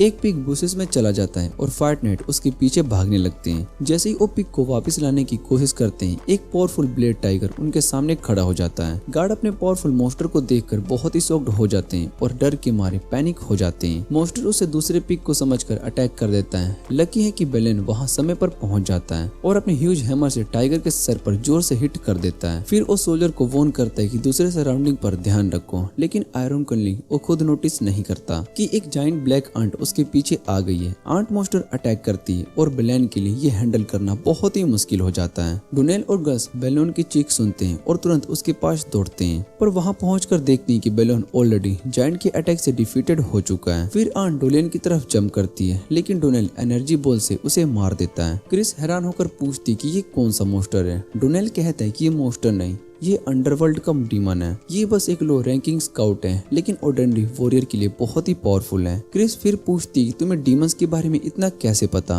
डोनाल्ड कहता है कि मैंने ओल्ड हैंक्स के बुक्स में पढ़ा है। फिर वो क्रिस से कहता है कि मैं मॉन्स्टर को पिन डाउन करूंगा और तुम्हें चांस मिलेगा उसे फिनिश करने का। क्रिस एग्री करती है और आगे दौड़ती है, जबकि डोनाल्ड एंट डीमन को मैजिक सूट से वीकन कर देता है। क्रिस की इस चांस का यूज करके आंट का सर स्लैश कर देती है। क्रिस अब भी बिलीव नहीं कर पा रही होती कि उसने एक डीमन से फाइट किया। फिर डोनाल्ड उससे कहता है कि विलेजर्स को डीमन के बारे में मत बताना। फिर वो लोग विलेज पहुंच जाते हैं और रात में सब विलेज चीफ के घर में गैदर होते हैं। डोनाल्ड बैन के घर में चेक करके वापस आता है और वो सबको बताता है कि बेलन अब भी अनकॉन्शियस है, लेकिन उसकी जान को अब कोई भी खतरा नहीं है। विलेजर्स डिस्कस करते हैं कि ये अननोन मॉन्स्टर इतना पावरफुल था कि विलेज सोल्जर्स के कैप्टन को भी डिफीट कर दिया। तभी ओल्ड हैंग अच्छी खबर लेकर साथ आती है। बेलन वापस अपने सेंस में आ गया है और जल्दी ठीक हो जाएगा, लेकिन ओल्ड हैंग देख सकती है कि बेलन को वो मॉन्स्टर अटैक किया था। वो ब्लेड से भी बहुत ही ज्यादा पावरफुल था। टाइगर डोलेन बोलता है कि जंगल में कुछ गलत हो रहा है और वो खुद उस मैटर को देखने के लिए वॉलंटियर करता है, लेकिन ओल्ड हैंग उसे रोकने की कोशिश करती है और कहती है कि हमेशा नेचर के साथ हार्मनी के साथ रहना चाहिए, चाहे कुछ भी हो।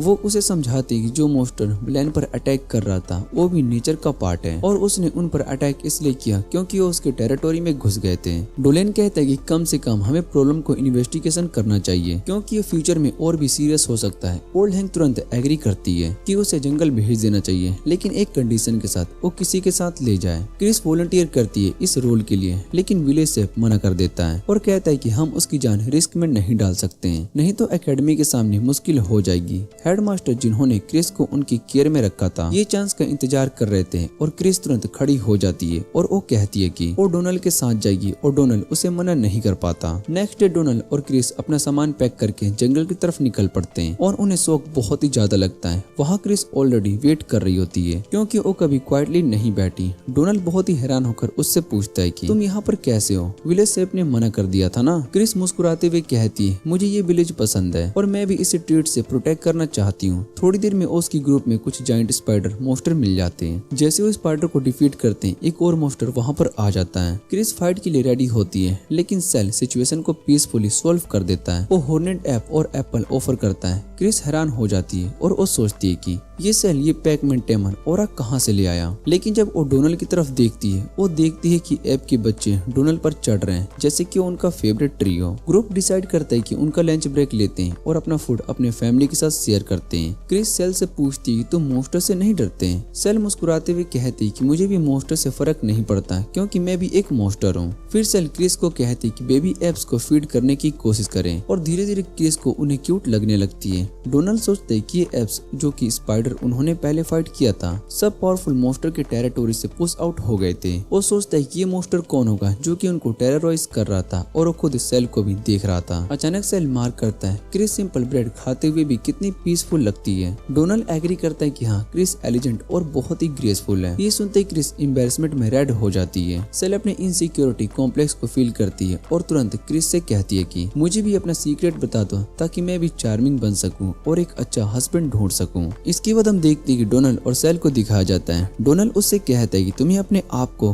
खास दिखाने की जरूरत नहीं है क्योंकि तुम वैसे भी बहुत ही चार्मिंग हो। ये सुनकर सेल बहुत ही खुश हो जाती है और ब्लश करने लगती है और अपने मन ही मन में सोचने लगती है कि शायद से डोनाल्ड उसे अपनी वाइफ बनाने वाला है। उसकी दिमाग में वो दोनों का एक खुश मैरिड लाइफ चलने लगता है। तभी अचानक से क्रिस और डोनाल्ड को एक डीमन की प्रेजेंस फील होती है और एक बॉल उनकी तरफ फेंका जाता है जिसमें एक अनकॉन्शियस लड़की होती है। उस लड़की का नाम फेरी होता है। उसके तुरंत बाद एक और डिमोनिक आंट आ जाती है। डोनाल्ड फौरन उसकी तरफ चार्ज करता है और सेल को कहता है कि मॉन्स्टर को सेफ जगह ले जाओ। क्रिस भी डोनाल्ड की हेल्प करने के लिए आ जाती है और दोनों मिलकर उस डीमन आंट को हरा देते हैं। लेकिन डोनाल्ड को लगता है कि वो और भी डीमंस यहाँ पर आ रहे हैं। थोड़ी देर में उनके चारों तरफ डिमोनिक आंट्स आ जाते हैं। उनमें से दो सीधा सेल की तरफ रश करते हैं लेकिन डोनाल्ड अपने एनर्जी एरो से उन्हें गिरा देता है। क्रिस भी बाकी डीमन पर अटैक कर देती है। एक और डीमन आंट डोनाल्ड की तरफ चार्ज करता है लेकिन इसके पीछे एक और आंट छुपा होता है जो आखिरी मोमेंट पर आ जाता है। डोनाल्ड पहले वाले को अपनी तलवार से ग्राउंड पर गिरा देता है और दूसरे वाले को अपने हाथ को ड्रैगन के हाथ में मुंह पकड़ाकर क्रश कर देता है। क्रिस अपना डीमन आंट खत्म कर रही होती है लेकिन तभी एक और आंट उसके पीछे से आकर उस पर अटैक करने वाला होता है। क्रिस को समझने का मौका भी नहीं मिल पा रहा होता पर उसी वक्त सेल अपने मैजिक यूज करके उस आंट को हरा देती है। उसके बाद वो सब फेरी को जगाते हैं और उससे पूछती है क्या वो ठीक है।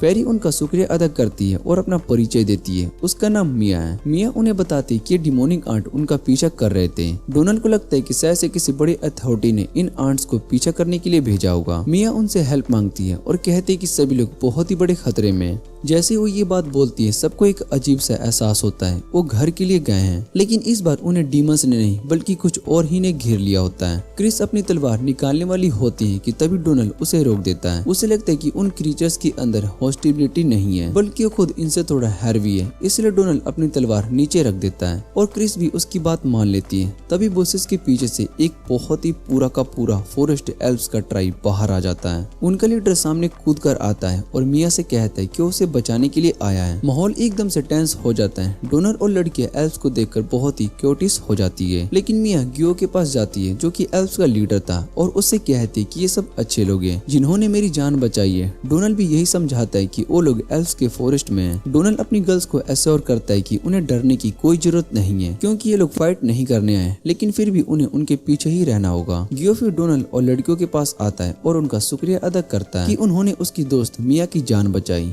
ये सुनकर वो सभी बहुत ही शॉक्ड हो जाते हैं क्योंकि उन्हें ऐसी उम्मीद नहीं थी। लेकिन उसके तुरंत बाद एल्फ लीडर कहता है कि ये फॉरेस्ट उनका टेरिटोरी है और यहाँ दूसरे स्पीसीज का वेलकम नहीं किया जाता। और वो डोनाल्ड से बोलता है और वो पूछते है कि तुम लोग यहाँ पर आखिर क्यों आए हो। डोनाल्ड उसे पूरा सिचुएशन समझाता है। गियो कहता है कि वो समझता है कि तुम लोग जानबूझकर यहाँ पर नहीं आए बल्कि इन्वेस्टिगेशन करते वक्त गलती से एल्फ टेरिटोरी में घुस गए हो, इसलिए वो तुम्हें गिल्टी नहीं ठहराएगा। लेकिन वो उनसे कहता है कि तुरंत फॉरेस्ट को छोड़कर चले जाओ क्योंकि यहाँ की हालत बहुत ही अच्छी नहीं है। डोनाल्ड उससे पूछते हैं क्या तुम डीमन सोल्जर्स की बात कर रहे हो। ये सुनकर गियो गुस्से में आ जाता है और वो कहता है कि अभी भी हम डीमन के साथ वॉर के बीच में। वो वापस जाने लगता है लेकिन तभी क्रिस फॉरेस्ट उसकी तरफ रश कर देती है। क्रिस को बिल्कुल भी सिविक सेंस नहीं होता और उसे गियो को पकड़कर वॉर के स्टैचू के बारे में पूछने लगती है। ये देखकर एल्फ आर्चर अपने तीर उसकी तरफ तान देता है लेकिन डोनाल्ड और सेल फौरन क्रिस को वापस से खींच लेते हैं। फिर भी क्रिस गियो से कहती है कि अगर डीमंस ने यहाँ पर अटैक कर दिया तो पूरा एरिया खत्म हो सकता है, इसलिए हमें भी एल्फ की हेल्प कर देनी चाहिए। ये सुनकर एल्फ थोड़ा सा शौक हो जाते हैं और क्रिस को ट्रेट समझाना छोड़ देते हैं। और ऊपर से उन्होंने डोनाल्ड और उसकी पार्टी को फाइट करते हुए देखा था,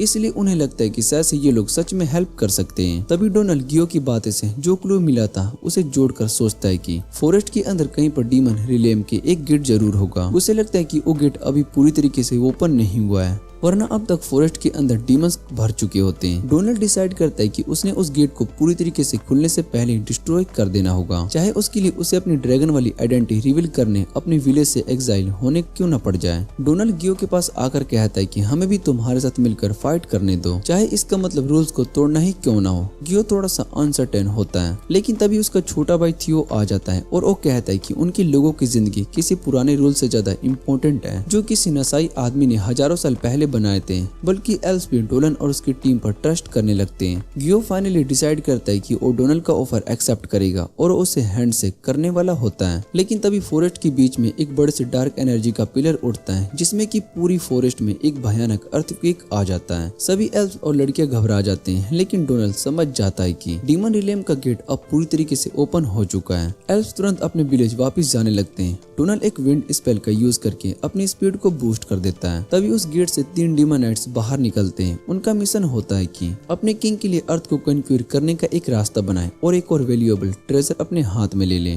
वो तीनों अपने मिशन के लिए एक्साइटेड होते हैं, लेकिन उनका एक साथी अभी तक नहीं आया था। इसलिए वो डिसाइड करते हैं कि तब तक वो थोड़ा सा गेम खेलकर टाइम पास करते रहें। अगला सीन स्टार्ट होता है, जहाँ पर एक वैम्पायर धीरे से कहती है कि मुझे आसपास की एल्फ की स्मेल आ रही है और हमें उन्हें ढूंढना होगा। जो उन्हें अभी ढूंढ लेगा वो अपनी मर्जी से उन्हें मार सकता है। ये सुनकर आधा लिजार्ड और आधा इंसान डीमन खुशी से इस बात को एक्सेप्ट कर लेते हैं। लेकिन जो बड़ा सा आर्मर डीमन था वो कहता है कि मेरे पास ऐसे टाइम वेस्ट करने का कोई वक्त नहीं है, मैं अपने मिशन पर ही फोकस करूंगा। ये सुनकर उसके कॉमरेड्स उसे पार्टी ऊपर बुलाते हैं और वो लिजार्ड डीमन फौरन आगे रस करता है एल्फ्स को ढूंढने के लिए। कुछ ही देर में उसे एल्फ्स दिखाई दे देते हैं जो डिमोनिक आंट से फाइट कर रहे होते हैं। तभी वो अपना परिचय देता है कि मैं हूँ डीमन नाइट का जोड डीमन रिलेम का सबसे बड़ा बीस्ट स्पीयर। वो एल्फ्स को सीधे वॉर डिक्लेयर कर देता है और अपने हाथ से एक लेंस में बदल देता है। जोड सीधे एल्फ विलेज की तरफ चार्ज करता है। एल्फ उस पर एरो चलाते हैं, लेकिन उसकी मोटी चमड़ी के आगे उनका तीर कोई भी काम नहीं करता। जोड अपने लेंस आर्म से अटैक करके फॉरेस्ट की दीवार में एक बड़ा सा होल कर देता है। वो अपनी स्ट्रेंथ पर फक्र महसूस करता है और एक एल्फ सोल्जर को अलग देखकर उस पर अटैक करता है। लेकिन तभी अचानक से स्टोडी और प्रिकली वाइन उसे जोर से बांध देते हैं।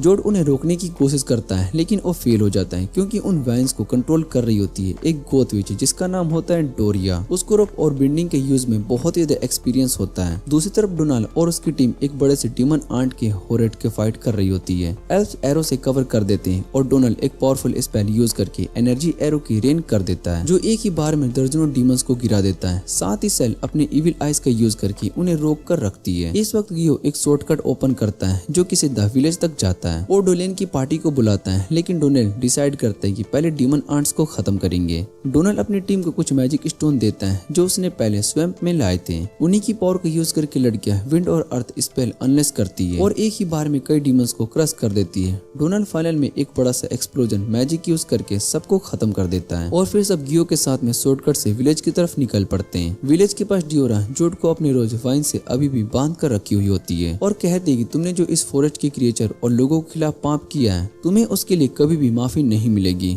जोड हंसता है और वो कहता है कि इस दुनिया में सबसे बड़ा पाप वीक होना है और ये सब लोग इसलिए मारे गए क्योंकि ये वीक थे। ये सुनकर डोरिया उसे जवाब देती है कि तुम खुद भी बहुत ही वीक हो और अब तुम भी मरोगे, और ये कहकर वो अपना फिशिंग बो देती है और उस हाफ लिजर्ड डीमन जो कि लोड को खत्म कर देती है। लेकिन उसके रोज वाइन धीरे धीरे क्रम्बल होने लगते हैं जब वैम्पायर लड़की वहां आ जाती है, जो जोड से कहती है कि तुम बहुत ही इम्पेशेंट और स्टूपिड हो, इसलिए मुझे तुम्हें ढूंढने आना पड़ा। फिर वो अपना परिचय देती है और उसका नाम रेलिया होता है और वो डोरिया को कहती है कि तुम पावरफुल हो लेकिन तुम मुझे हरा नहीं पाओगी, और देखते हैं अब क्या होता है। इसके बाद हमें डोरा को देखने को मिलता है जो कि अपनी फुल पावर को दिखाने के लिए फ्लावर स्पिरिट को समन करने की कोशिश करती है, लेकिन उनका सेल कोई भी स्पिरिट सुनता ही नहीं है और ये देखकर डोरा बहुत ही घबरा जाती है कि आखिर ये हो क्या रहा है। तभी रिया हवा में फुल फेंकती है और उससे कहती है कि तुम जितने स्पिरिट को बुला रही हो उन सभी को मैंने पहले ही खत्म कर दिया था। रिया डोरा को बताती है कि कैसे उसने एक एक करके उन सभी स्पिरिट को मारा है और कैसे वो चीख कर उसे मदद के लिए बुला रही थी। ये सुनकर गोथ मम्मी गुस्से से भर जाती है और कहती है कि फ्लावर स्पिरिट मेरे दोस्त हैं। ये कहकर और रिया पर फुल पावर से अटैक कर देती है, लेकिन रिया अपने डार्क बैरियर से उस अटैक को रोक लेती है। उसकी 4 बेल तुरंत सूख जाती है और बीमार पड़ जाती है। रिया कहती है कि मैं भी एक फ्लावर स्पिरिट हूँ, लेकिन मैं डीमन रिलेम की खाली फूल हूँ जो कि सिर्फ खून और सोल खाकर ही उगती है। ये कहकर अपनी डार्क ऑरा फैला देती है जिसमें कि डोरा खड़ी थी। वो बड़ी सी रोज वाइन भी बिखर जाती है। डोरा मुश्किल से जम करके बच जाती है और फिर से अटैक करती है, लेकिन रिया उसको कहती है कि तुम्हारी कोशिश बेकार है। रिया इजिली उसके थ्रोनी वाइन को तोड़ देती है, लेकिन उसके पीछे एक और हिडन वाइन छुपी होती है जो कि डोरा को चोट पहुंचा देती है। राफी अपना चेहरा इंजर्ड देखकर बहुत ही गुस्से में आ जाती है और कसम खाती है कि वो ब्लैक रोज विच को मारकर ही रहेगी। डोरा भी उसकी बात का जवाब देती है और दोनों एक दूसरे को गुस्से से देखते रहते हैं। तभी गिरोग उन दोनों को याद दिलाता है कि मैं भी यहीं पर हूँ। वो डोरा की तरफ चार्ज करता है और उसकी बालों को दीवार तोड़कर उसके पास पहुंच जाता है। राफिया भी अटैक करती है और डोरा उसको डोज करने की कोशिश करती है, लेकिन उसका मौका डोरा को लग जाता है जिससे कि उसके शरीर में गंभीर जला हुआ जख्म हो जाता है। उस वाउंड से उसकी माना भी बहुत ही फास्ट लीक होने लगती है। डोरा सोचती है कि अगर ऐसे ही चलता रहा तो मैं मर जाऊंगी। मैं अपने दोस्त का बदला लिए बिना मरना नहीं चाहती थी, लेकिन अब लगता है कि वो सपना कभी पूरा नहीं हो पाएगा। तभी दोनों डीमन नाइट्स उसकी तरफ भागने लगते हैं और डोरा अपनी किस्मत के सामने हार मान लेती है। लेकिन उसी वक्त सामने से एक चमकती हुई रोशनी पीछे गिरती है। सब लोग हैरान हो जाते हैं। डीमन नाइट्स भी शॉक होकर साइड हो जाते हैं। डोरा भी सोचती है कि ये क्या हो रहा है। रोशनी धीरे धीरे कम होती है और उसमें से डोलन सामने आता है। ये देखकर सब के सब बहुत ही चौक हो जाते हैं, क्योंकि उन्हें बिल्कुल भी उम्मीद नहीं थी कि एक इंसान इस फाइट में आ जाएगा। डोनाल्ड आगे बढ़कर डोरा को उठाता है, लेकिन तभी गॉर्ज उसके पीछे से छुपकर अटैक करने की कोशिश करता है। उसका हाथ एक भाले में बदल जाता है और वो डोनाल्ड को मारने ही वाला होता है कि अचानक से क्रिस आकर उसका अटैक रोक लेता है। डोनाल्ड इस चांस का यूज करके गॉर्ज का सर काटने की कोशिश करता है, लेकिन वो बच जाता है और उसके पैर पर सिर्फ हल्का सा घाव ही आता है। तभी रिया डोनाल्ड के पीछे आकर उस पर हमला करती है, लेकिन उसी वक्त एक एल्फ का तीर उसे लगता है और उसको दूर फेंक देता है। इसके बाद हमें देखने को मिलता है कि रिया उस एरो को पकड़ लेती है, लेकिन वो बहुत ही गुस्से में आ जाती है कि किसी ने उस पर तीर चलाने की हिम्मत कैसे की। डोनाल्ड डिसाइड करता है कि अब उसको जल्दी से खत्म करना होगा, लेकिन तभी पूरा जंगल हिलने लगता है और गेट के अंदर से एक बहुत ही बड़ा मैजिक सर्कल का पिलर इक्विट होता है। ये देखकर हॉल भी हंसने लगता है और वो कहता है कि अब उनकी टीम का सबसे पावरफुल मेंबर यहाँ पर आ चुका है। जॉर्ज तुरंत चाहता है कि वो ह्यूमंस को उसके आने से पहले ही खत्म कर दे, लेकिन अचानक वो देखता है कि उसका शरीर भी नहीं हिल पा रहा होता है और ये सब सेल की पावर की वजह से हो रहा होता है। सेल स्टेयर से नीचे उतर कर आती है और अपने गुस्से को पावर में बदल देती है। वो एक 7 हेडेड स्नेक को समन करती है और अटैक करने को भेज देती है।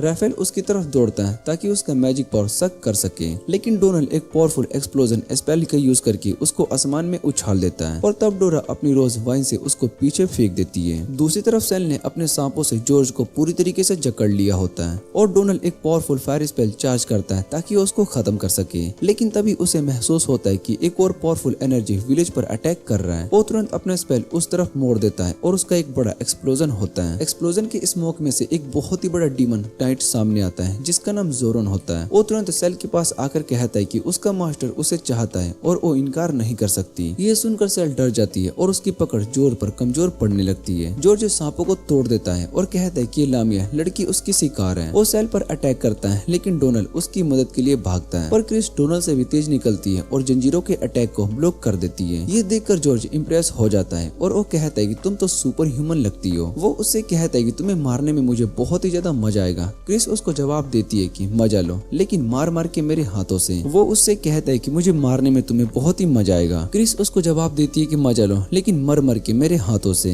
वो अपनी मैजिक सूट का पावर जगाती है और बहुत ही तेज गति से जॉर्ज की बैक पर चढ़कर उसको घपा देती है। ये देखकर जॉर्ज गुस्से में आ जाता है, लेकिन क्रिस उस पर एक और अटैक कर देती है। उसी वक्त सेल अपना पावर यूज करके एक बड़ी सी रॉक हैंड समन करती है और जॉर्ज को बांध देती है। और डोनाल्ड से कहती है कि इसे मुझे छोड़ दो और अपना डार्क मैजिक अटैक यूज करके जोरन को ब्लास्ट करती है, लेकिन जोरन पर इसका कोई भी असर नहीं होता। तब सेल दोबारा से सासनेक स्पेल का यूज करती है, लेकिन जोरन हंसकर बस कहता है कि ये तो बस एक मसाज लग रहा था। सेल उसे सांपों से घुमाने की कोशिश करती है, लेकिन जोरन सिर्फ कहता है और जोर से मम्मी। वो सेल को कहता है कि तुम बैटलफील्ड के लिए फिट नहीं हो, क्योंकि तुम किसी को भी मारने के लिए तैयार नहीं हो। ये कहकर वो सांपों को तोड़ देता है और अपने एक्स से सेल पर अटैक कर देता है, लेकिन डोनाल्ड बीच में आकर उसके स्विंग को ब्लॉक कर देता है। डोनाल्ड अपने हाथों से मैजिक चार करके जोन को एक पावरफुल पंच से पीछे उछाल देता है। जेरोन उसकी ताकत देखकर बहुत ही हैरान हो जाता है। डोनाल्ड कहता है कि ये लड़ाई खत्म हो चुकी है। तभी आखिरी डीमन नाइट भी वहाँ पर लैंड करता है। डोनाल्ड एक ही नजर में समझ जाता है कि ये काफी पावरफुल है। जेरोन पीछे हट जाता है और नया डीमन किंग अब बैटलफील्ड का चार्ज ले लेता है। डोनाल्ड देखकर समझ जाता है कि ये सिर्फ एक बैरलिक डीमन नहीं है जो कि बस मजा के लिए लोगों को दुख पहुंचाता हो। इसके बाद हमें देखने को मिलता है कि चौथा डीमन एक बैटलफील्ड जिनके लगता है जो सिर्फ स्ट्रॉन्ग ओपोनेंट से ही लड़ने में मजा आता है। वो कहता है कि डोनाल्ड बहुत ही स्ट्रॉन्ग है जो उसके जैसे डीमन को भी चोट पहुंचा सकता है। फिर वो अपने बड़े बड़े तलवार निकालता है और कहता है कि अब वो इस लड़ाई का पूरा मजा लेगा। डोनाल्ड तुरंत उसकी तरफ चार्ज करता है और दोनों की तलवारें टकरा जाती है। डीमन डोनाल्ड की ताकत को देखकर बहुत ही हैरान हो जाता है। वो कहता है कि डोनाल्ड उसे किसी और की याद दिलाता है, लेकिन वो दोनों रिलेटेड नहीं हो सकते हैं। फिर वो दोनों तलवारों से एक साथ अटैक करते हैं, लेकिन डोनाल्ड अपने ड्रैगन स्किल का यूज करके पैरी कर देता है और ये देखकर डीमन बहुत ही चौंक जाता है। डोनाल्ड समझ जाता है कि डीमन ने उसकी ट्रिक को नोटिस कर लिए और वो तुरंत बिना चांस दिए उस पर अटैक कर देता है। डीमन काउंटर करने की कोशिश करता है, लेकिन डोनाल्ड उसकी बिल्कुल पास से एक एक्सप्लोजन स्पेल छोड़ देता है। डीमन जिंदा बच जाता है, लेकिन डोनाल्ड को कंफर्म हो जाता है कि ये डीमन बाकी डीमन से अलग अलग है। वो कहते हैं कि इतना ओवर पावर सिर्फ तब हो सकता है कि अगर ये एक फैल्कन गॉड हो। डीमन डोनाल्ड की बात सुनकर बहुत ही इम्प्रेस हो जाता है कि सिर्फ छोटी सी लड़ाई में उसने इतनी इन्फॉर्मेशन समझ ली। वो भी जानता है कि डोनाल्ड भी अपने अंदर सीक्रेट्स छुपाए हुए बैठा है, लेकिन कहता है कि बातें छोड़कर तलवारों से ही बात करते हैं। डोनाल्ड रियलाइज करता है कि वो इस डीमन को अपने ह्यूमन फॉर्म में नहीं हरा सकता है। अगर वो डीमन बन गया तो पूरा एल्फ विलेज तबाह हो जाएगा। तभी डीमन उस पर रेकलेस अटैक करता है और उसको पीछे धकेल देता है, लेकिन डोनाल्ड को एक चांस मिलता है और वो काउंटर अटैक करता है। अटैक कमजोर पड़ता है और डीमन हंसकर कहता है कि आज तो उसकी लकी डे है जो कि उसने ऐसा स्ट्रॉन्ग एनिमे मिला उसे। वो अपना माना चार्ज करना शुरू करता है, लेकिन तभी ईसा और गोर्ज उस पर छलांग लगाकर आते हैं और कहते हैं कि हम अब भी फाइट में ही हैं। क्रिस और ओ भी उनकी मदद करना चाहते हैं, लेकिन जेरोन उनका रास्ता रोक लेता है। दूसरी तरफ राफिया और जॉर्ज डोनाल्ड पर कॉम्बो अटैक करते हैं, लेकिन डोनाल्ड अपने ड्रैगन विंग्स निकालकर एक स्ट्रॉन्ग विंड को समन कर देता है जो कि उनके अटैक को उड़ा देता है। वो तुरंत एक मैजिक बुलेट छोड़ता है जिससे कि वो दोनों नीचे गिर जाते हैं। इसी वक्त चौथा डीमन अपना चार्ज कंप्लीट कर लेता है। वो एक तलवार जमीन में गाड़ देता है और दो तलवारें सामने की तरफ करके एक बड़े मैजिक स्पेल का चैंटिंग शुरू कर देते हैं। और डोनाल्ड से कहता है कि अगर तुम इस अटैक को सरवाइव कर गए तो मैं तुम्हें अपना असली एनिमे मानूंगा। और डोनाल्ड से कहता है कि अगर तुम इस अटैक को सरवाइव कर पाए तो मैं तुम्हें अपना असली एनिमी मानूंगा। ये कहकर वो एक ऐसा स्लैश छोड़ता है जो कि सीधा आसमान तक पहुंच जाता है, लेकिन डोनाल्ड बिना देरी किए अपने ताकत से नीचे उस स्लैश को तोड़ देता है और उसे इजीली डिस्पेट कर देता है। डीमन हंसकर कहता है कि उसने कभी भी ये नहीं सोचा था कि धरती पर कोई भी उसके अल्टीमेट अटैक को तोड़ भी सकता है। डोलेन उसको कहता है कि मैं तुम्हारी इंटरटेनमेंट के लिए नहीं लड़ रहा हूँ, लेकिन उसकी नजर बार बार उन लड़कियों की तरफ चली जाती है जो कि दूसरे डीमन से लड़ रही होती है। इसके बाद हम देखते हैं कि चौथा डीमन समझ जाता है कि डोनाल्ड अपनी पूरी शक्ति से फाइट नहीं कर पा रहा है, क्योंकि उसकी असली पावर आसपास के सभी लोगों को नुकसान पहुंचा सकती है। इसी वजह से वो लड़ाई के रूल्स को चेंज कर देता है ताकि उसके लिए मजा और बढ़ जाए। वो सभी एल्फ्स को कहता है कि अभी तुम्हारे पास सिर्फ दो ही राह बची हुई है, या तो हमसे लड़कर अपनी मौत को गले लगा लो या फिर हमारे आगे झुककर हमारी गुलामी करो। फिर वो कहता है कि 3 दिन के बाद ओर्स के साथ ही फिर से उनकी बस्ती पर हमला करने आएंगे और तब तक उन्हें अपना फैसला करना होगा। इतना कहने के बाद वो अपने दूसरे डीमन को आवाज देता है और बोलता है कि आज के लिए यही काफी है, अब चलते हैं। तभी जेरोन सेल से कहता है कि दुश्मन पर दया करना हार जाने से भी बहुत ही बड़ा पाप है। और गोर्ज क्रिस से गुस्से में कहता है कि वो उसे उसके दिए हुए अपमान को कभी भी नहीं भूलेगा। जाते वक्त राफिया उसकी पीठ पर बैठ जाती है और डियोरा से कहती है कि अगली बार मिलने पर वो उसे इतना सताएगी कि वो खुद ही अपनी मौत की भीख मांगेगी। डियोरा उसके जवाब में कसम खाती है कि वो डोनाल्ड और चौथे डीमन दोनों से अपने दोस्तों का बदला जरूर लेगी। दोनों अपनी पूरी शक्ति से लड़ने का वादा करते हैं। 3 दिन के बाद वो डीमन हंसता हुआ अपने साथियों के साथ उड़ता है और ऐसा लगता है कि उसने डोनाल्ड की असली पहचान जान ली हो। तभी सेल भागकर डोनाल्ड के पास आती है और उसे गले लगाकर कहती है कि और उसकी आंखों में आंसू भी आ चुके होते हैं और वो पूछती क्या वो ठीक है। डोनाल्ड उससे कहता है कि वो बिल्कुल ठीक है और उल्टा उससे पूछते है कि क्या तुम्हें चोट नहीं लगी है। सेल कहती है कि वो ठीक है। तभी क्रिस वहाँ पर आकर बोलती है कि वो भी बिल्कुल सुरक्षित है, चाहे उसे किसी ने पूछा भी तक क्यों ना हो। फिर सब लोग विलेज के चीफ डियो के घर पर जाते हैं, जहाँ पर अपने दोस्तों के लिए जो एक वेयरवुल्फ है वो साई और इराक के साथ उनका इंतजार कर रहा होता है। चीफ उन्हें बताता है कि उसने पूरी लड़ाई के बारे में सुना है और डोनाल्ड और लड़कियों का शुक्रिया अदा करता है, उन्होंने उनके गाँव की मदद की। उसके बाद वो अपने और अपने दोस्तों का परिचय करता है और कहता है कि ये मामला सिर्फ हमारे ट्राइब का ही नहीं है, बल्कि इससे पूरा किंगडम जुड़ा हुआ है। इसलिए हम लोगों ने फैसला किया है कि हम किंगडम के लोगों को भी सलाह और मदद लेंगे। तभी एल्फ्रेड मिस्ट्रेस ओलिविया वहाँ पर आ जाती है और वो कहती है कि ह्यूमन किंगडम की तरफ से यहाँ पर आई हूँ। ये देखकर डोनाल्ड और सभी बहुत ही हैरान हो जाते हैं। क्रिस ओलिविया से पूछती है तुम यहाँ पर क्या कर रही हो, और तब ओलिविया बताती है कि वो बचपन से इसी गाँव में पली बड़ी है और ह्यूमन किंगडम में जाने के बाद जैसे ही उसे पता चला कि गाँव में मुश्किल आई है तो वो तुरंत यहाँ मदद करने के लिए आ गई। एल्फ चीफ ट्रेन फिर से सबसे कहता है कि पुरानी बातें बाद में कर लेंगे, अभी सबसे जरूरी बात यह है कि हम डीमंस के दिए हुए 3 दिन का वो बात इंतजार नहीं कर सकते, बल्कि हम अपने सभी शक्तिशाली योद्धाओं को एक ही जगह इकट्ठा करेंगे और डीमंस पर हमला करेंगे। इसके बाद हम देखते हैं कि स्पाइडर मम्मी सबसे पहले ये बताती है कि डीमंस इस दुनिया में सिर्फ इसलिए टिक पाए हैं क्योंकि उन्हें शक्ति गेट से मिल रही है। तभी वेयरवुल्फ आगे बढ़कर कहता है कि अगर हम उस गेट को ही तोड़ दे तो डीमंस यहाँ रुक ही नहीं पाएंगे और अपने रिले में वापस चले जाएंगे। डोनाल्ड एल्डर के सामने आता है और वो कहता है कि वो भी उनके विचार से सहमत है और जंगल के लोगों के साथ मिलकर लड़ना चाहता है। एल्फ चीफ कहता है कि हम बाहर वालों से मदद नहीं मांग सकते हैं। लेकिन वेयरवुल्फ इस बात से सहमत होता है और वो कहता है कि हमने खुद देखा है कि डोनल्ड और उसके दोस्त कितने स्ट्रोंग हैं और अभी हमारा गांव बहुत ही बड़ी मुश्किल में, इसलिए हमें डोनल्ड से मदद की भीख मांगनी चाहिए, ना कि उन्हें दूर रखना चाहिए। स्पाइडर मम्मी भी वेयरवुल्फ की बात को सपोर्ट करती है और तभी ओलिविया भी डियो को समझाने लगती है। वो कहती है कि डोनल्ड और दोनों लड़कियों पर विश्वास करो, किंगडम की सेना भी यहाँ पर मदद के लिए आएगी, लेकिन उन्हें आने में वक्त लगेगा। तब तक हमें हर एक अवेलेबल रिसोर्स का यूज करना होगा। सबकी बातें सुनने के बाद डियो मान जाता है और डोनल्ड और लड़कियों से मदद मांगता है। डोनल्ड उससे कहता है कि वो जंगल की सुरक्षा के लिए अपनी पूरी कोशिश करेगा और दोनों लड़कियां भी हाँ कह देती है। लेकिन ब्लैक रोज वाली मम्मी डिया डोरा से कहती है कि फैसला बिल्कुल भी पसंद नहीं आया मुझे। दूसरी तरफ गोर्ज और यह गुस्से में अपने ही सोल्जर को मार रहे होते हैं क्योंकि अपने ओपोनेंट को पिछली लड़ाई में खत्म नहीं कर पाए। जेरोन उन्हें रोकता है और कहता है कि हमारे पास अनंत डीमन सोल्जर नहीं है, लेकिन वो उसकी बात नहीं सुनते। तब जेरोन चौथे डीमन जोर की तरफ देखकर उससे कहता है कि तुम ही कुछ कहो, लेकिन जोर कहता है कि उन्हें अपनी मर्जी करने दो, आने वाली लड़ाई के लिए उनकी बॉडी एड्रेनालिन से भरी हुई है और वो थोड़ा गुस्सा निकालकर उन्हें अच्छा लगेगा। जेरोन कहता है कि वो भी सेल से अपनी अगली फाइट के लिए बहुत ही एक्साइटेड है, क्योंकि चाहे वो भी मैच्योर नहीं हुई हो, लेकिन उसमें उसे चैलेंज करने की पोटेंशियल जरूर है। जोर फिर कहता है कि उसे सिर्फ डोनल्ड में इंटरेस्ट है, क्योंकि उसने बहुत ही सालों से डोनल्ड जैसे ओपोनेंट नहीं देखा। उसे क्लियरली महसूस हो गया कि डोनल्ड सिर्फ एक आम इंसान नहीं है, बल्कि एक हायर लाइफ फॉर्म है। वो याद करता है अपने पुराने दिन जब वो लॉर्ड एल्डियास, जो कि वॉर के गॉड थे, उनकी सेना में एक वॉरियर था। तब गॉड्स और इविल गॉड्स के बीच में एक लंबी और बहुत ही भयंकर लड़ाई चल रही थी। जोर्ग और उसके दोस्त अपने एरिया में बस कुछ बचे हुए सर्वाइवर ही थे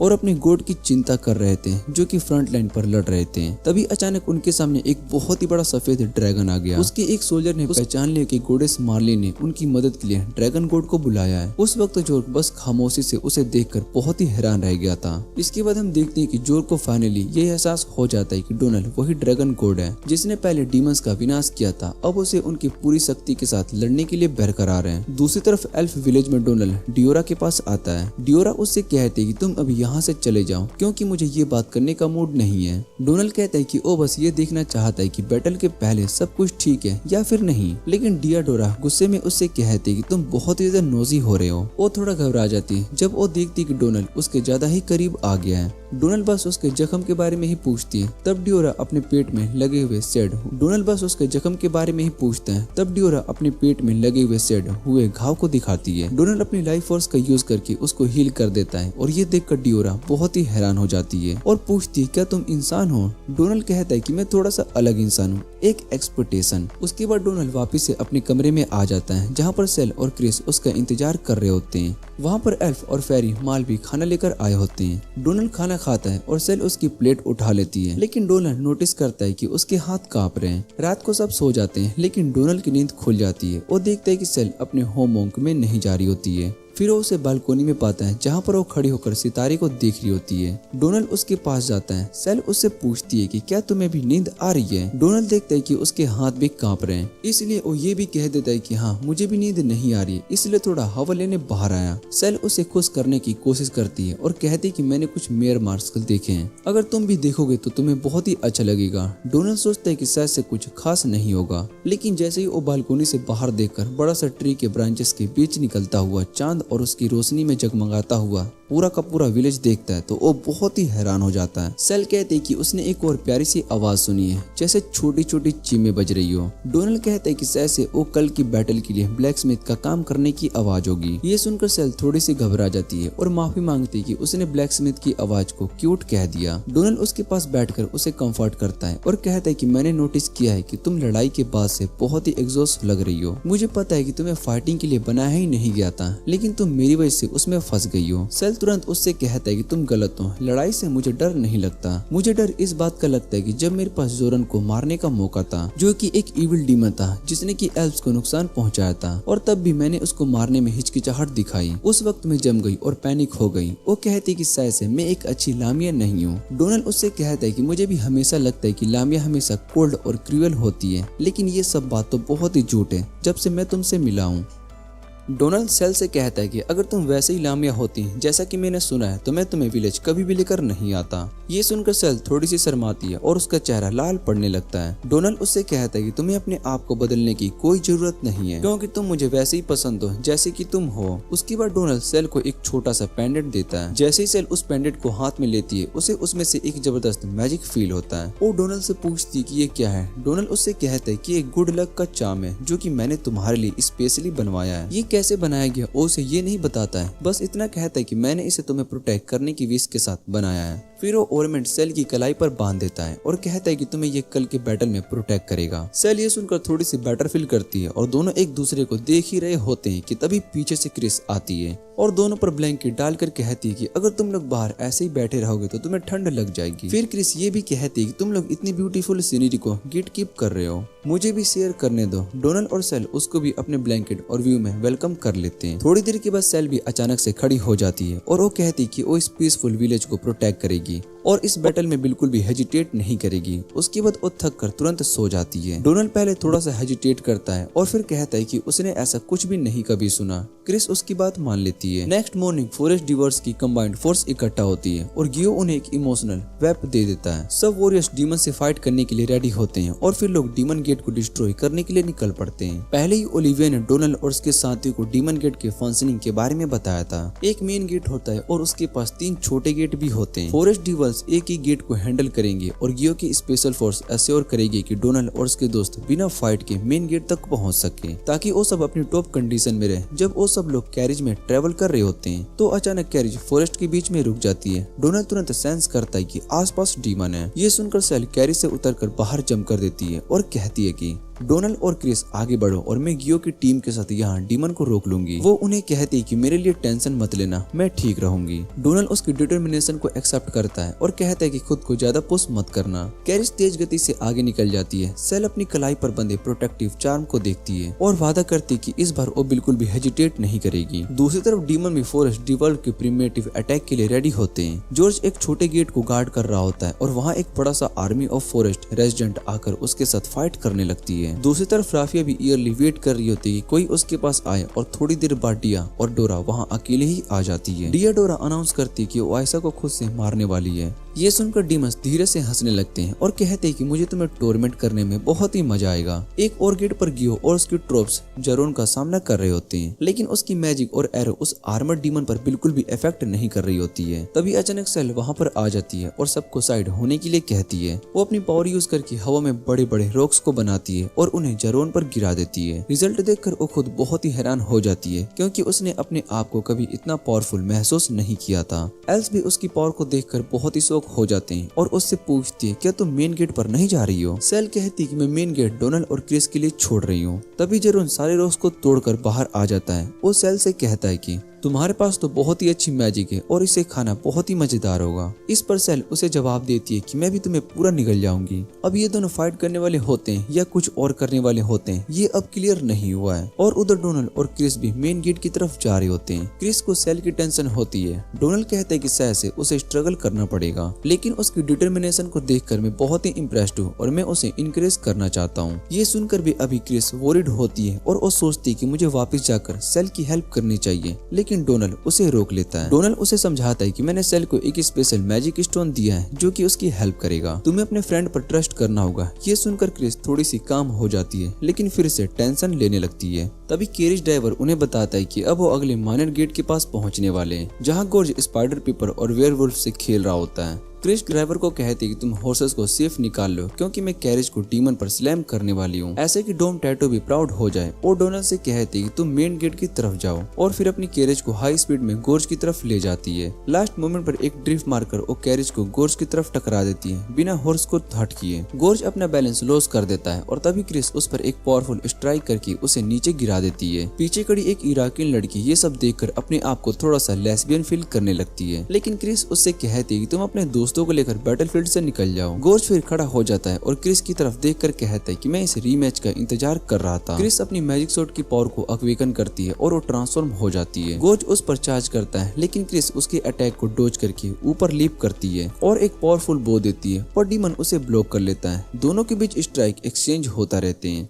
और फाइनली क्रिस गोर्ज के हेड पर स्ट्राइक करती है जिससे कि उसके हेलमेट में एक क्रैक आ जाता है। दूसरी तरफ रिया अभी तक गो मंकी को थकाने के लिए सिर्फ डीमन आंट्स भेज रही होती है, लेकिन फिर वो सीरियस हो जाती है और ग्राउंड के क्रीपी टेंटिकल्स वाइन को समन करती है जो कि उन दोनों के आसपास एक डोम बना देते हैं। राफिया कहती है कि हम बिना किसी इंटरफेयर के फाइट करेंगे और अपना ब्लैक मिस्ट रिलीज करती है। डियाडोरा एक स्ट्रॉन्ग ब्रीज से उस मिस्ट को उड़ाने की कोशिश करती है, लेकिन रैन अपनी अब्जॉर्ब्ड फ्लावर स्पिरिट का पावर यूज करके एक बड़ा सा अटैक उस पर थ्रो करती है। डियाडोरा थोड़ा सा डैमेज लेती है और अगले अटैक को डोज करती है, लेकिन ब्लास्ट इतने ज्यादा होते हैं कि वो सब हैंडल नहीं कर पाती। रिया उसकी वाइन को अपने ब्लैक मिस्ट से बहुत ही सारे टुकड़े टुकड़े कर देती है और कहती है कम ऑन, मुझे एंटरटेन करो। ये देखकर डियाडोरा अपना रियल पावर यूज करने का डिसीजन लेती है। वो ब्लैक रोज वाली वाइन को समन करती है और उसके बॉडी से एक काला ऑरा निकलने लगता है। वो कहती है कि मैंने कभी नहीं सोचा था कि मुझे ये पावर दोबारा से यूज करनी पड़ेगी, लेकिन रिया ने मुझे मजबूर कर दिया। राफिया तुरंत समझ जाती है कि डियाडोरा की असली पावर बिल्कुल उसके जैसी है और वो खुश हो जाती है क्योंकि अब दोनों डिसाइड करेंगे कौन ज्यादा स्ट्रॉन्ग है लाइफ और सक करने में। दोनों एक दूसरे की तरफ अपना डार्क मिस्ट शूट करने लगते हैं, लेकिन राफिया ज्यादा स्ट्रॉन्ग निकलती है और डियाडोरा को अपने मिस्ट में गिरा लेती है और उसकी पावर अब्सॉर्ब करना शुरू कर देती है। वो कहती है कि तुम सिर्फ बोलती हो पर अंदर से बहुत ही वीक हो। राफिया डियाडोरा की मैजिक का टेस्ट एंजॉय करने लगती है, लेकिन तभी उसके गाल में एक शार्प पेन होता है और वहाँ से एक ब्लैक रोज ग्लो हो जाता है। वो दर्द से चिल्लाती है और उसके बॉडी से और भी वाइन निकल कर उसे पकड़ लेते हैं और उसे स्क्वीज करने लगते हैं। रोज की वाइन उसे स्ट्रगल करने लगती है और डियाडोरा कहती है कि हमारी फाइट का रिजल्ट तो कल ही डिसाइड हो गया था। वो एक्सप्लेन करती है कल जब मैंने तुम्हें हिट किया था और तुम्हारी चेक को कट की थी, तभी मैंने एक छोटा सा ब्लैक रोज सीड तुम्हारे अंदर प्लांट कर दिया था और आज जब तुमने मेरी मैजिक को ऑब्जर्व करनी शुरू की है तो वो सीड तुरंत जर्मिनेट होकर ग्रो हो गया। रिया दर्द से चिल्लाती है और कहती है कि मैं मरना नहीं चाहती हूँ, लेकिन डियाडोरा उस पर बिल्कुल भी मर्सी नहीं दिखाती और अपनी रोज वाइन से उसे क्रश करके खत्म कर देती है। जैसे ही वो लड़की मर जाती है वाइन डीमन खत्म हो जाता है, लेकिन डियाडोरा ने अपनी स्ट्रेंथ बहुत ही ज्यादा यूज कर ली होती है। वो ग्राउंड पर गिर जाती है और डीमन आंट्स उसको घेर लेते हैं। उसके मन में आता है कि अब शायद से उसकी मौत हो जाएगी, लेकिन अचानक स्काई से एनर्जी ग्रो होने लगती है और एक ही बार में सभी डीमन आंट्स खत्म हो जाते हैं। डियाडोरा ऊपर देखती है और बहुत ही हैरान हो जाती है क्योंकि डोलन स्काई में फ्लाई कर रहा होता है और उसके बॉडी से ड्रैगन के विंग्स निकल रहे होते हैं। डोनल नीचे आता है और डियाडोरा के लिए एक हीलिंग मैजिक सर्कल कास्ट करता है। उसके बाद वो डीमन गेट को अपनी पावरफुल ऑफेंसिव मैजिक से डिस्ट्रॉय कर देता है। डियाडोरा उसको थैंक यू बोलती है कि उसने उसकी जान बचाई और फिर वो पूछती है क्या तुम सच में ह्यूमन ही हो ना। डोनेल अपने विंग्स की तरफ देखता है और कहता है कि मैं एक ह्यूमन हूँ, लेकिन मेरी प्रीवियस लाइफ एक ड्रैगन की थी, इसलिए मेरी सोल अब भी एक ड्रैगन की है। ये सुनकर डियाडोरा और भी शौक हो जाती है कि वो असली में एक ड्रैगन इनकार्नेट को देख रही थी।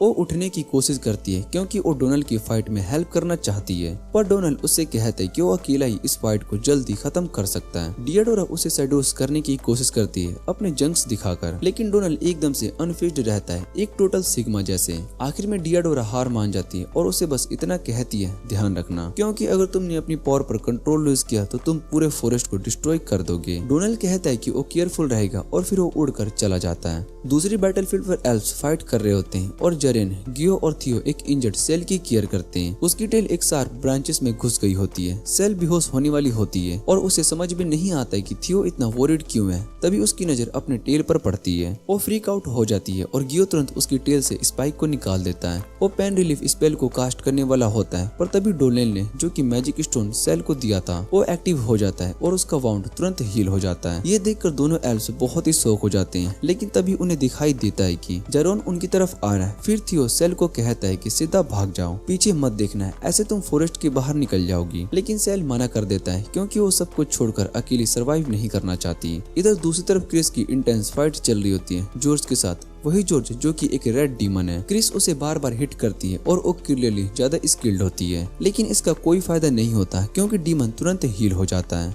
फिर वो डीमन क्रिस को कहता है कि तुम्हारी पावर एक्चुअली वैसे ही है जैसा कि मैंने एक्सपेक्ट किया था, एक सुपर ह्यूमन से। ये सुनकर क्रिस गुस्से में आ जाती है और उससे पूछती कि इसका मतलब क्या है, तुम कहना क्या चाहते हो। डीमन हंसी करता है और कहता है कि लगता है कि तुम्हें खुद ये नहीं पता है कि तुम एक्चुअली हो क्या। फिर वो समझाता है कि सुपर ह्यूमंस एक बहुत ही रेयर ब्रीड होते हैं जो कि नॉर्मल इंसान से बहुत ही ज्यादा पावरफुल और स्मार्ट होते हैं, लेकिन प्रॉब्लम ये है कि नॉर्मल लोग उन्हें हमेशा फियर और डिसगस्ट के साथ ही देखते हैं क्योंकि वो उन्हें एक्सेप्ट ही नहीं करना चाहते हैं। जॉर्ज की बात सुनने के बाद क्रिस के दिमाग में एक पुरानी मेमोरी ट्रिगर हो जाती है जो वो कभी याद ही नहीं करना चाहती थी। उसके चेहरे पर गुस्सा आ जाता है, जो वो कभी याद ही नहीं करना चाहती थी। उसके चेहरे पर गुस्सा आ जाता है, उसके चेहरे पर गुस्सा आ जाता है। तब जॉर्ज कहता है कि सुपर ह्यूमन ने पहले डीमंस, इविल गॉड्स और हत्या की सबसे स्ट्रॉन्ग ड्रैगन गॉड तक को मार डाला था। ये सुनकर क्रिस बहुत ही शौक हो जाती है। जॉर्ज फिर से रिपीट करता है कि जिस हीरो ने ड्रैगन गॉड को मारा था वो एक सुपर ह्यूमन ही था। ये सुनकर क्रिस को एक पुराना सॉन्ग याद आ जाता है जो हीरो और ड्रैगन के बारे में था और इसी के साथ सुपर ह्यूमन की डिटेल्स सुनते ही उसके अंदर की लेटेंट पावर अवेकन हो जाती है। क्रिस तुरंत चार्ज करके जॉर्ज पर अटैक करती है और बिना किसी प्रॉब्लम के साथ वो आर्म और लेग स्लैश कर देती है। ये देखकर जॉर्ज समझ जाता है कि वो ये फाइट नहीं जीत सकता।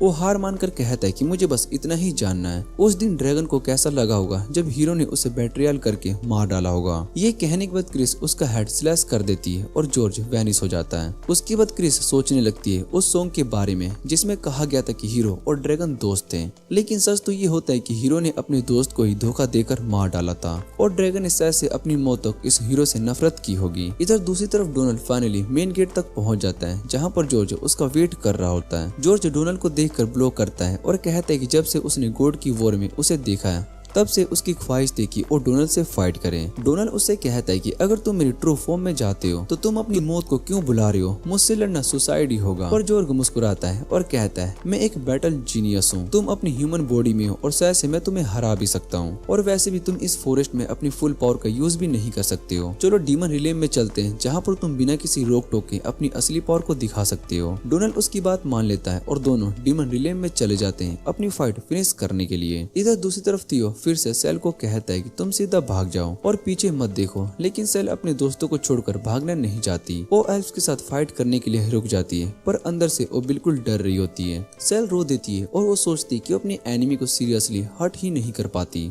उसका मन फाइट करना चाहता है पर उसकी बॉडी उसकी मर्जी के मुताबिक मूव नहीं करता। बाहर एल्फ्स जोरोन के खिलाफ अपना पूरा जोर लगा रहे होते हैं। गियो अपने वाइन से जोरोन का हाथ बांधता है और जैसे ही वो फ्री होता है गियो एक एरो सीधा उसके जॉइंट पर दे मारता है। साथ ही एक और एल्फ लाइटनिंग अटैक करता है जिससे कि जोरोन को और डैमेज होता है। ये देखकर जोरोन उनकी कोऑर्डिनेशन को प्राइज करता है, लेकिन वो कहता है कि इस लेवल का अटैक पावर मुझे हरा नहीं सकता। तभी अचानक उसका स्टमक बदलकर 6 टेंटिकल में कन्वर्ट हो जाता है जिनके एंड्स पर शार्प स्पाइक होते हैं। ये देखकर सभी बहुत ही शौक हो जाते हैं और जोरोन कहता है कि वो अपने पूरे बॉडी को अपने हिसाब से अलर्ट कर सकता है। उसका आर्मर और हेलमेट भी उसी की बॉडी का पार्ट है। जोरोन अपने टेंटिकल से एल्फ्स पर अटैक करता है और उनकी जोर से चिल्लाने की आवाज सुनाई देती है। ये सुनकर सेल तुरंत उनकी तरफ क्रॉल करने लगती है, लेकिन उसका बॉडी अभी भी पेन में ही होता है। फिर भी अब वो मूव कर सकती है। वो डोनाल्ड का दिया हुआ मैजिक स्टोन देखती है और दिल से उससे कहती है कि मुझे स्ट्रेंथ दो ताकि मैं अपने दोस्तों को बचा सकूं। इधर जोरोन ने सभी एल्फ्स को हरा दिया होता है। उसने गियो को पकड़ कर रखा होता है और कहता है कि क्या बस इतना ही कर सकते हैं तुम्हारे लोग। ये कहकर वो उसे दूर फेंक देता है। जोरोन फिनिशिंग वो देने वाला होता है कि तभी सेल वहां पर आ जाती है और उसको स्ट्रॉन्ग मैजिक चैन से बांध देती है।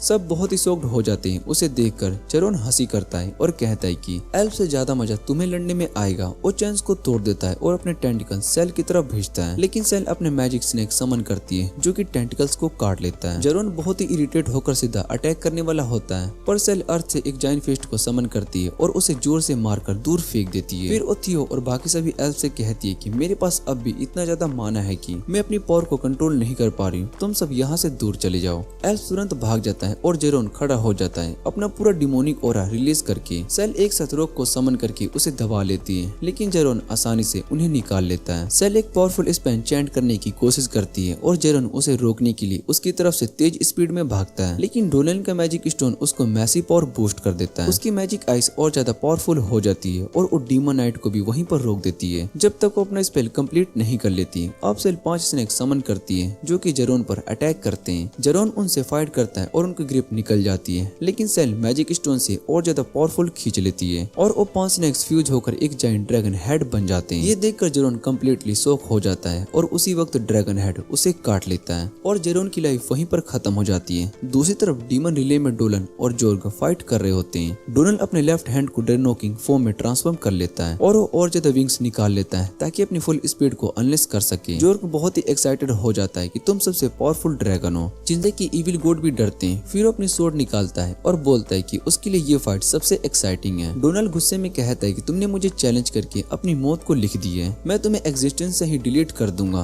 पर जोर्ग मुस्कुरा कर कहता है कि नहीं, इस फाइट का विनर मैं रहूंगा। वो पहले अटैक करता है लेकिन डोनल उसे पीछे धकेल देता है। तब जोर्ग लाइटनिंग और अर्थ मैजिक को कंबाइन करके एक पावरफुल स्लैश बनाता है, लेकिन डोनल इजिली उसे भी स्लैश कर देता है। और इसी वक्त सरफेस पर सेल, क्रिस और उडो एक साथ अल्टरनेट हो जाते हैं और इसी वक्त सरफेस पर सेल, क्रिस और बाकी सभी यूनिट हो जाते हैं। अपने एनिमीज को हराने के बाद सब लोग डिसाइड करते हैं कि अब उन्हें मेन गेट पर चलना चाहिए, लेकिन वहाँ पर पहले से ही ओलिविया होती है। जैसे ही वो जगह को खाली देखती है उसे समझ में आ जाता है कि डोनल डीमन रिले में चला गया है अपने लास्ट एनिमी को फेस करने के लिए। वहाँ ग्राउंड पर एक मैजिक सर्कल बना होता है और उसके अंदर एक मैजिक क्रिस्टल पड़ा होता है। जैसे ही फॉरेस्ट के 3 ट्राइब के लीडर्स वहाँ पर आते हैं, ओलिविया तुरंत उस क्रिस्टल को छुपा लेती है। ओलिविया उन्हें बताती है कि डोनल डीमन रिले में गया है डीमन नाइट से लड़ने के लिए। इस पर स्पाइडर मम्मी सजेस्ट करती है कि अभी मौका है, गेट को डिस्ट्रॉय कर देते हैं ताकि फॉरेस्ट सेफ रहे। लेकिन वेयरवुल्फ इसे एक डिसऑनर बोलता है और फिर स्पाइडर मम्मी भी अपनी ट्राइब के लिए ये करने को रेडी होती है। तभी सेल और बाकी सब लोग भी गेट तक पहुंच जाते हैं। वो सुनकर बहुत ही शौक हो जाते हैं कि एल्डर डोनल को सेक्रीफाइस करने का सोच रहे हैं सिर्फ विलेज को बचाने के लिए। एल्डर कहते हैं कि अगर डोनल हार गया तो सब कुछ बर्बाद हो जाएगा, लेकिन सेल कॉन्फिडेंटली कहती है कि डोनल कभी नहीं हारेगा। क्रिस भी एग्री करती है और कहती है कि उसका गट फीलिंग कह रहा है कि डोनल जरूर जीतेगा। एल्डर फिर भी कन्विंस नहीं होता, लेकिन डिया, डोरा और गियो भी डोनल का सपोर्ट करते हैं। वो कहते हैं कि अगर हमने उसे छोड़ दिया तो हमारी जीत का कोई मतलब नहीं रहेगा। ये सुनकर एल्डर मजबूर हो जाते हैं दोबारा सोचने पर। सीन कट होता है डीमन रिलेम पर, जहाँ पर डोनल डीमन नाइट को कॉर्नर कर चुका होता है। डीमन नाइट अपनी फुल स्ट्रेंथ से फाइट करने लगता है, एक के बाद एक रैपिड स्लैश लॉन्च करता है, लेकिन डोनल उन सभी से बच जाता है। फिर गोर्ज एक बड़ा सा डार्क ब्लास्ट करता है और जवाब में डोनल अपना ड्रैगन ब्रीथ यूज करता है। दोनों के टकराने से एक ह्यूज एक्सप्लोजन होता है। गोर्ज किसी तरह से बचता है और डोनल के पीछे आकर स्नैक अटैक करने की कोशिश करता है, लेकिन डोनल तुरंत समझ जाता है और उसके दोनों हाथ से एक एक करके काट देता है। और एंड में डोनल उसको खींचकर एक स्लैश कर देता है और कहता है कि ये बदला है उन सभी फॉरेस्ट डिवर्स के लिए जो कि मर गए थे। मरने से पहले गोर्ज कहता है कि उसे कोई रिग्रेट नहीं है और ड्रैगन के हाथ मरना उसके लिए एक बहुत ही बड़ा होनर है। ये कहकर वो वैनिश हो जाता है, लेकिन डोनल की प्रॉब्लम खत्म नहीं होती, क्योंकि उसके पावरफुल अटैक की वजह से एक और डीमन उस पर नजर डाल देती है। वो हंसती है और कहती है ड्रैगन गॉड्स अभी जिंदा है, मैं फिर तुमसे खेल सकती हूँ। फिर भी डोनल बिना किसी प्रॉब्लम के सरफेस पर वापस आ जाता है। सेल उसे देखकर तुरंत भाग जाती है और उसको हक कर लेती है। उसके बाद सब लोग मिलकर डीमन गेट को डिस्ट्रॉय कर देते हैं और फॉरेस्ट वापिस से नॉर्मल हो जाता है। सब लोग अपनी जीत को सेलिब्रेट करते हैं। वापस विलेज में रात को एक बहुत ही बड़ी पार्टी ऑर्गेनाइज होती है। डोनल गियो और डिया के साथ ड्रिंक्स एंजॉय कर रहा होता है। तभी डोरा थियो वहाँ पर आती है और सेल और क्रिस के साथ, जो कि दोनों बैली डांस की तरह ड्रेस पहने हुए होते हैं। पार्टी के दौरान डोनल ओपनली उनकी तारीफ करता है और कहता है कि ऐसे ड्रेस में तुम दोनों बहुत ही ब्यूटीज को देखना मेरे लिए बहुत ही बड़ा रिवॉर्ड है। तभी कुछ एल्फ गर्ल्स क्रिस को अपने साथ लेकर जाती है, क्योंकि उन्हें उनके साथ और भी जानना था। उसके बाद थियो डोनल को हिंट देती है कि वो थोड़ा सा टाइम सेल के साथ स्पेंड करे। थियो की बात सुनकर डोनल सेल को डांस के लिए पूछता है और वो बहुत ही खुशी से एग्री कर लेती है। दोनों डांस करते हैं और सेल उससे कहती है कि वो तो बैटल के वक्त भाग ही जाने वाली थी, लेकिन जैसे ही उसने मैजिक स्टोन को टच किया जो कि डोनल ने दिया था, उसे ऐसा लगा कि डोनल उसके साथ है और उसको सपोर्ट कर रहा है। कुछ देर डांस करने के बाद सेल ज्यादा ड्रिंक कर लेती है और डोनल की लैप में ही सो जाती है। तभी डोनल को एक पुराना फेमिलियर सॉन्ग सुनाई देता है। उसको क्यूरियोसिटी होती है कि कौन गा रहा है, इसलिए वो सेल को स्टेयर पर सुलाकर वोट्स में चला जाता है। वहाँ उसे क्रिस एक ब्रांच पर बैठी हुई मिलती है, जो कि एक ओल्ड सॉन्ग गा रही होती है,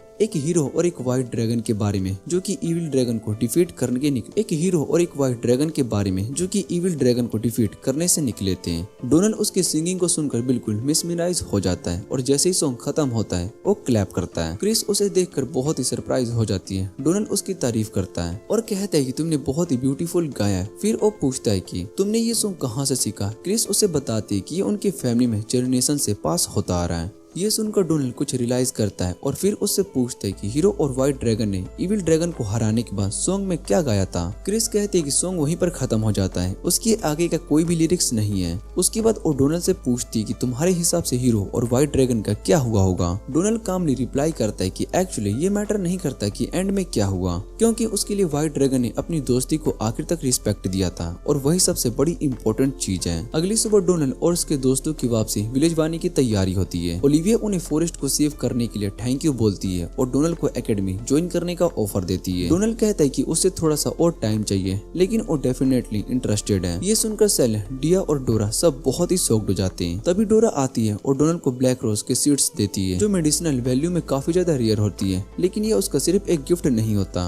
अपना ग्रेटिट्यूड दिखाने के लिए वो अचानक से डोनाल्ड को किस कर देती है। ये देखकर सब बहुत ही डम्फाउंडेड हो जाते हैं, स्पेशली सेल, जो कि कंप्लेन करती है कि उसने तो अभी तक डोनाल्ड के साथ ऐसा कुछ भी नहीं किया। थोड़ी देर के बाद सब लोग विलेज वापस आ जाते हैं। डोनाल्ड उन सभी गर्ल्स से कहता है कि अपना लगेज घर में रखने के बाद विलेज चीफ को सारी रिपोर्ट देनी है। सब अपने अपने घर की तरफ चले जाते हैं, लेकिन जैसे ही डोनाल्ड अपने घर का दरवाजा खोलता है, एक हाथ उसके चेस्ट को प्रेस कर देता है और वो ग्राउंड पर गिर जाता है, अपनी कॉन्शियसनेस को खो देता है। नेक्स्ट मॉर्निंग डोनाल्ड ऐसे उठता है जैसे कुछ हुआ ही ना हो। वो फ्रेश होकर अपने फील्ड चेक करने के लिए जाता है। वहाँ सेल उससे मिलने आती है। उसके बाद डोनाल्ड विलेज स्क्वायर में जाता है। वहाँ पर वो बच्चों को एक्सीडेंट ड्रैगन की कहानी सुनाता है। वो कहता है कि सारे ड्रैगन एक ही सोर्स से पैदा हुए थे। पहला ड्रैगन गॉड। ये ड्रैगन तभी से एग्जिस्ट करता है जब दुनिया में लाइफ नहीं बनी थी। खुद गोड्स भी उनके बाद आए थे। ड्रैगन गॉड ने देखा था कि गोड्स एक दूसरे के साथ इंटरेक्ट कर रहे हैं, पर उसे खुद को अकेला महसूस हुआ, इसलिए उसने डिसाइड किया कि और ड्रैगन्स बनाएगा। उसने अपने ही बॉडी को तोड़कर अलग अलग पावरफुल ड्रैगन क्रिएट किए। डोलन उनके बारे में ब्रीफली बताता है और वो कहता है कि ड्रैगन गॉड के दिल और उसकी सोल सबसे पावरफुल ड्रैगन पैदा हुआ था। वो ड्रैगन खुद डोनाल्ड था अपने प्रीवियस लाइफ में, लेकिन डोनाल्ड इस टॉपिक को ज्यादा टच नहीं करना चाहता था। कहानी खत्म होते ही बच्चे भाग जाते हैं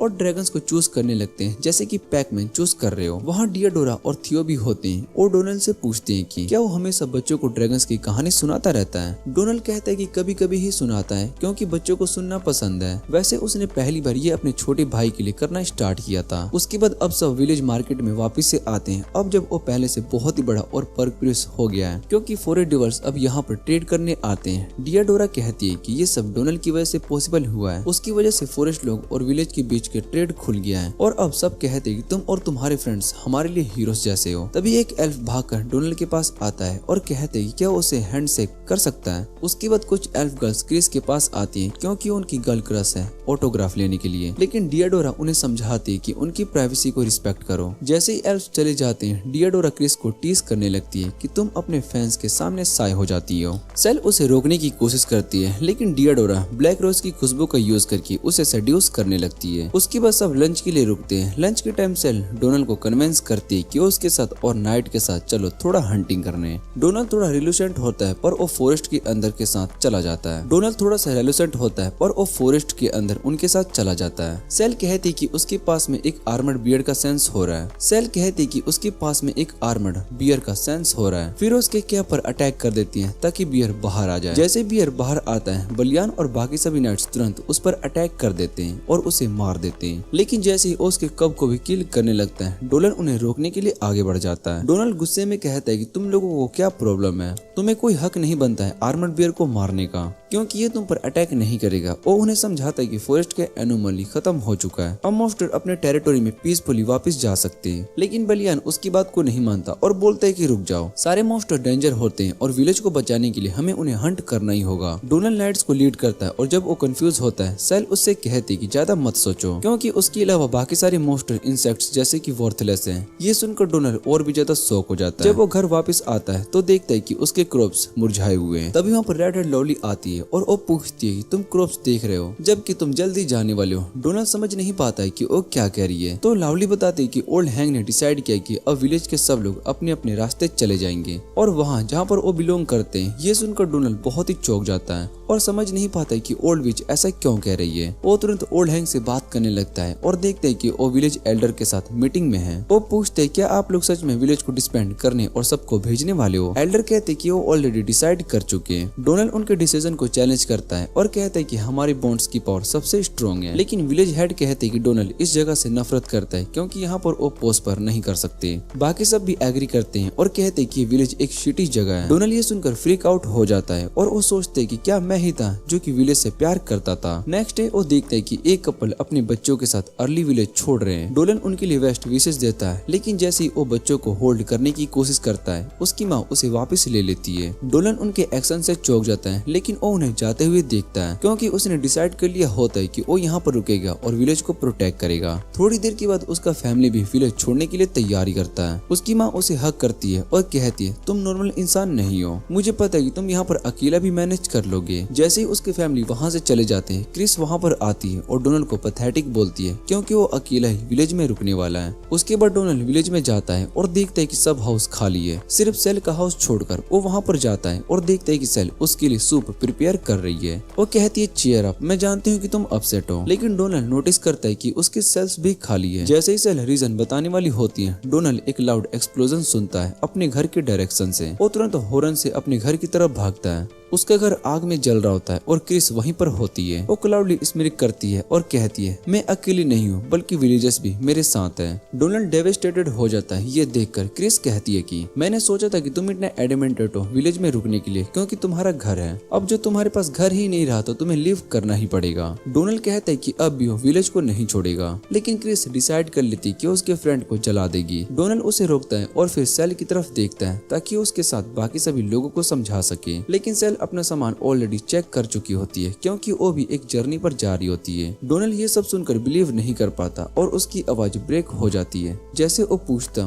तुम ये कैसे कर सकती हो। डोनाल्ड उसे बैगिंग करने लगता है, हमने साथ लड़कर विलेज में रुकने के लिए फाइट किया, तुम बस रहो ना। लेकिन क्रिस उससे कहते कि स्टॉप लाइकिंग अ पैथेटिक सिंप, हम तुम्हारे साथ और नहीं रहना चाहते हैं क्योंकि तुम इंसान ही नहीं हो। डोनाल्ड ये सुनकर बहुत ही चौंक जाता है और वो पूछते हैं कि तुम्हें कैसे पता चला मेरा सीक्रेट है। क्रिस कहते हैं कि तुम जैसे बीइंग्स ह्यूमन मैटर में इंटरफेयर करते हो तो ह्यूमंस सफर करते हैं। डोनाल्ड अपनी नी पर गिर जाता है और सब लोग उसे छोड़कर जा चुके होते हैं और वो नहीं समझ पा रहा होता है कि क्या हो रहा है। वो खुद को एक बॉटमलेस सी में डूबता हुआ महसूस करता है। सोचता है कि गलती कहाँ हुई, मैंने तो सिर्फ विलेज को प्रोटेक्ट करना चाहता। तभी उसे एक वॉइस सुनाई देती है, तुम्हारी फीलिंग वन साइडेड था, ह्यूमंस तुम्हें पसंद नहीं करते चाहे तुम उनको डिफेंड ही क्यों न करो, तुम बस अपनी बेस्ट कोशिश कर रहे थे ह्यूमंस तुम्हें एक्सेप्ट करें। लेकिन एंड में उन्होंने तुम्हारी ट्रुथ को दिखा दी और तुम्हें रिजेक्ट कर दिया। तुम पैथेटिक हो क्योंकि तुम अपने फ्रेंड्स की हेल्प के लिए दुनिया को गुड बाय कह रहे हो जैसे कि एक क्राउड। और नेक्स्ट मोमेंट डोनाल्ड अपनी आईज खोलता है और वापस से ड्रैगन में चला जाता है। वो अपने आप को वोल्केनो में पाता है जहाँ पर वो पहले रहा करता था और वो सोचता है कि क्या मेरी 16 साल की लाइफ ऐसा ह्यूमन सिर्फ एक ड्रीम थी।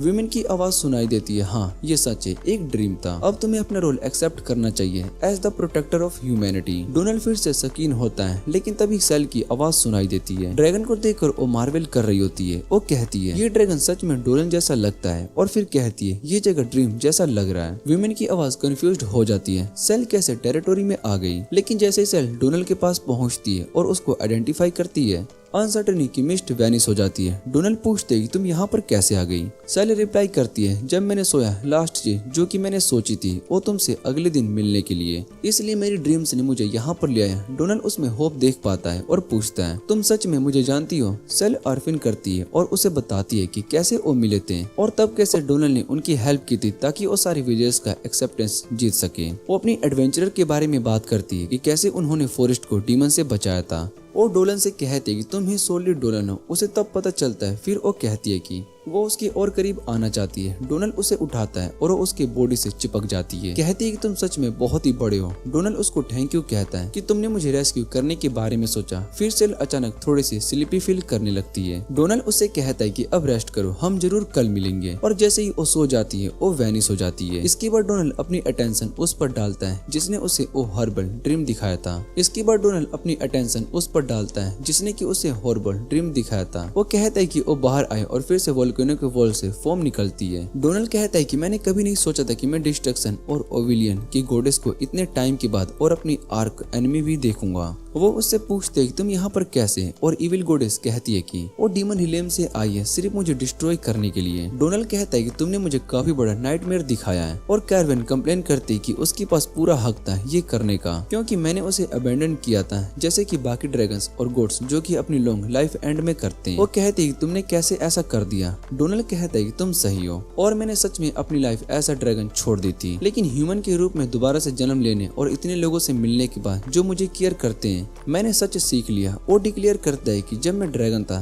तब मुझे जीने का रिसोल्व नहीं था, लेकिन अब ह्यूमंस के रूप में मैं अपनी लाइफ को पूरी तरीके से जीऊंगा और हार्डशिप के सामने कभी भी पीछे नहीं हटूंगा। कार्व उस पर लाउज करती है और कहती है कि अब तुम चीजी डायलॉग बोलना सीख चुके हो, लेकिन वो इतना इजी तुम्हारा चाहा हुआ नहीं देने वाली है। वो डिक्लेयर कहती है कि तुम अब भी ड्रीम में हो, जो कि उसका डोमेन है, और यहाँ पर वो इनविजिबल है। वो अचानक ग्राउंड को स्प्लिट कर देती है और मैग्मा से वो एक एल्ड्रिज हॉरर को ड्रैगन को समन करती है, जिसे पहले डोनाल्ड और हीरो बहुत ही ट्रबल किया था। डोनाल्ड उसे कंप्लीट मोनोलिग बोलने भी नहीं देता और टेल से उस पर उसकी इविल ड्रैगन को हिट कर देता है, और फिर अपना मोक पंच चार्ज करता है जिससे कि वो होल ब्लास्ट कर दे। इविल ड्रैगन उस अटैक से डिस्ट्रॉय हो जाता है, और डोनाल्ड कहता है कि मुझे अपनी आंखों को टॉयलेट क्लियर से धोना पड़ेगा ताकि ये इमेज माइंड से निकल जाए। वो कार्व से कहता है कि चलो जाओ, और फिर एक और पंच से हिट करता है। वो सॉरी बोलने की कोशिश करती है, लेकिन बहुत ही लेट हो चुका होता है, और वो अटैक को ईट कर लेती है, समहाउ सरवाइव कर जाती है, और फिर रोना स्टार्ट करती है। कहती है कि ये अनफेयर है, इतने स्ट्रॉन्ग हो इवन रीइंकार्नेशन के बाद। डोनाल्ड उससे कहता है कि मेरी सोल वही है चाहे मैं अब ह्यूमन ही हूँ, और रिवील करता है कि इविल गॉड्स ने उस पर इंटरनल रीइंकार्नेशन का कर्स लगा दिया है, मतलब हर रीबर्थ के बाद उसकी सोल थोड़ी सी डिग्रेड होगी और एंड में वो कम्प्लीटली वैनिश हो जाएगी। वो ये सुनकर खुश नहीं होती, क्योंकि उनकी लॉन्ग स्टैंडिंग एनिमिटी के बावजूद वो डोलन को एक फ्रेंड के साथ सोचती है। डोनाल्ड कहता है कि वो भी सेम फील करता है। इविल गॉडेस ये सुनकर बहुत ही खुश होती है और फ्लाई कर जाती है, डोनाल्ड से कहते हुए कि वो फिर से उसके साथ प्ले करेगी। इसके साथ उसका ड्रीम खत्म हो जाता है और अपने बेड में जाग जाता है। सेल विंडो के बाहर आकर उसे वेक करती है, और वो बताता है कि उसने कल रात एक बहुत ही बड़ा ड्रीम देखा और बहुत ही बैड भी था। फिर वो उससे पूछते कि अगर हंट के दौरान एक आर्मर्ड बियर देख ले तो क्या करेगी। वो उसके रूम में आकर कहते कि वो पूरी मैजिक आइस का यूज करके उस बियर को वापस घर भेज देगी,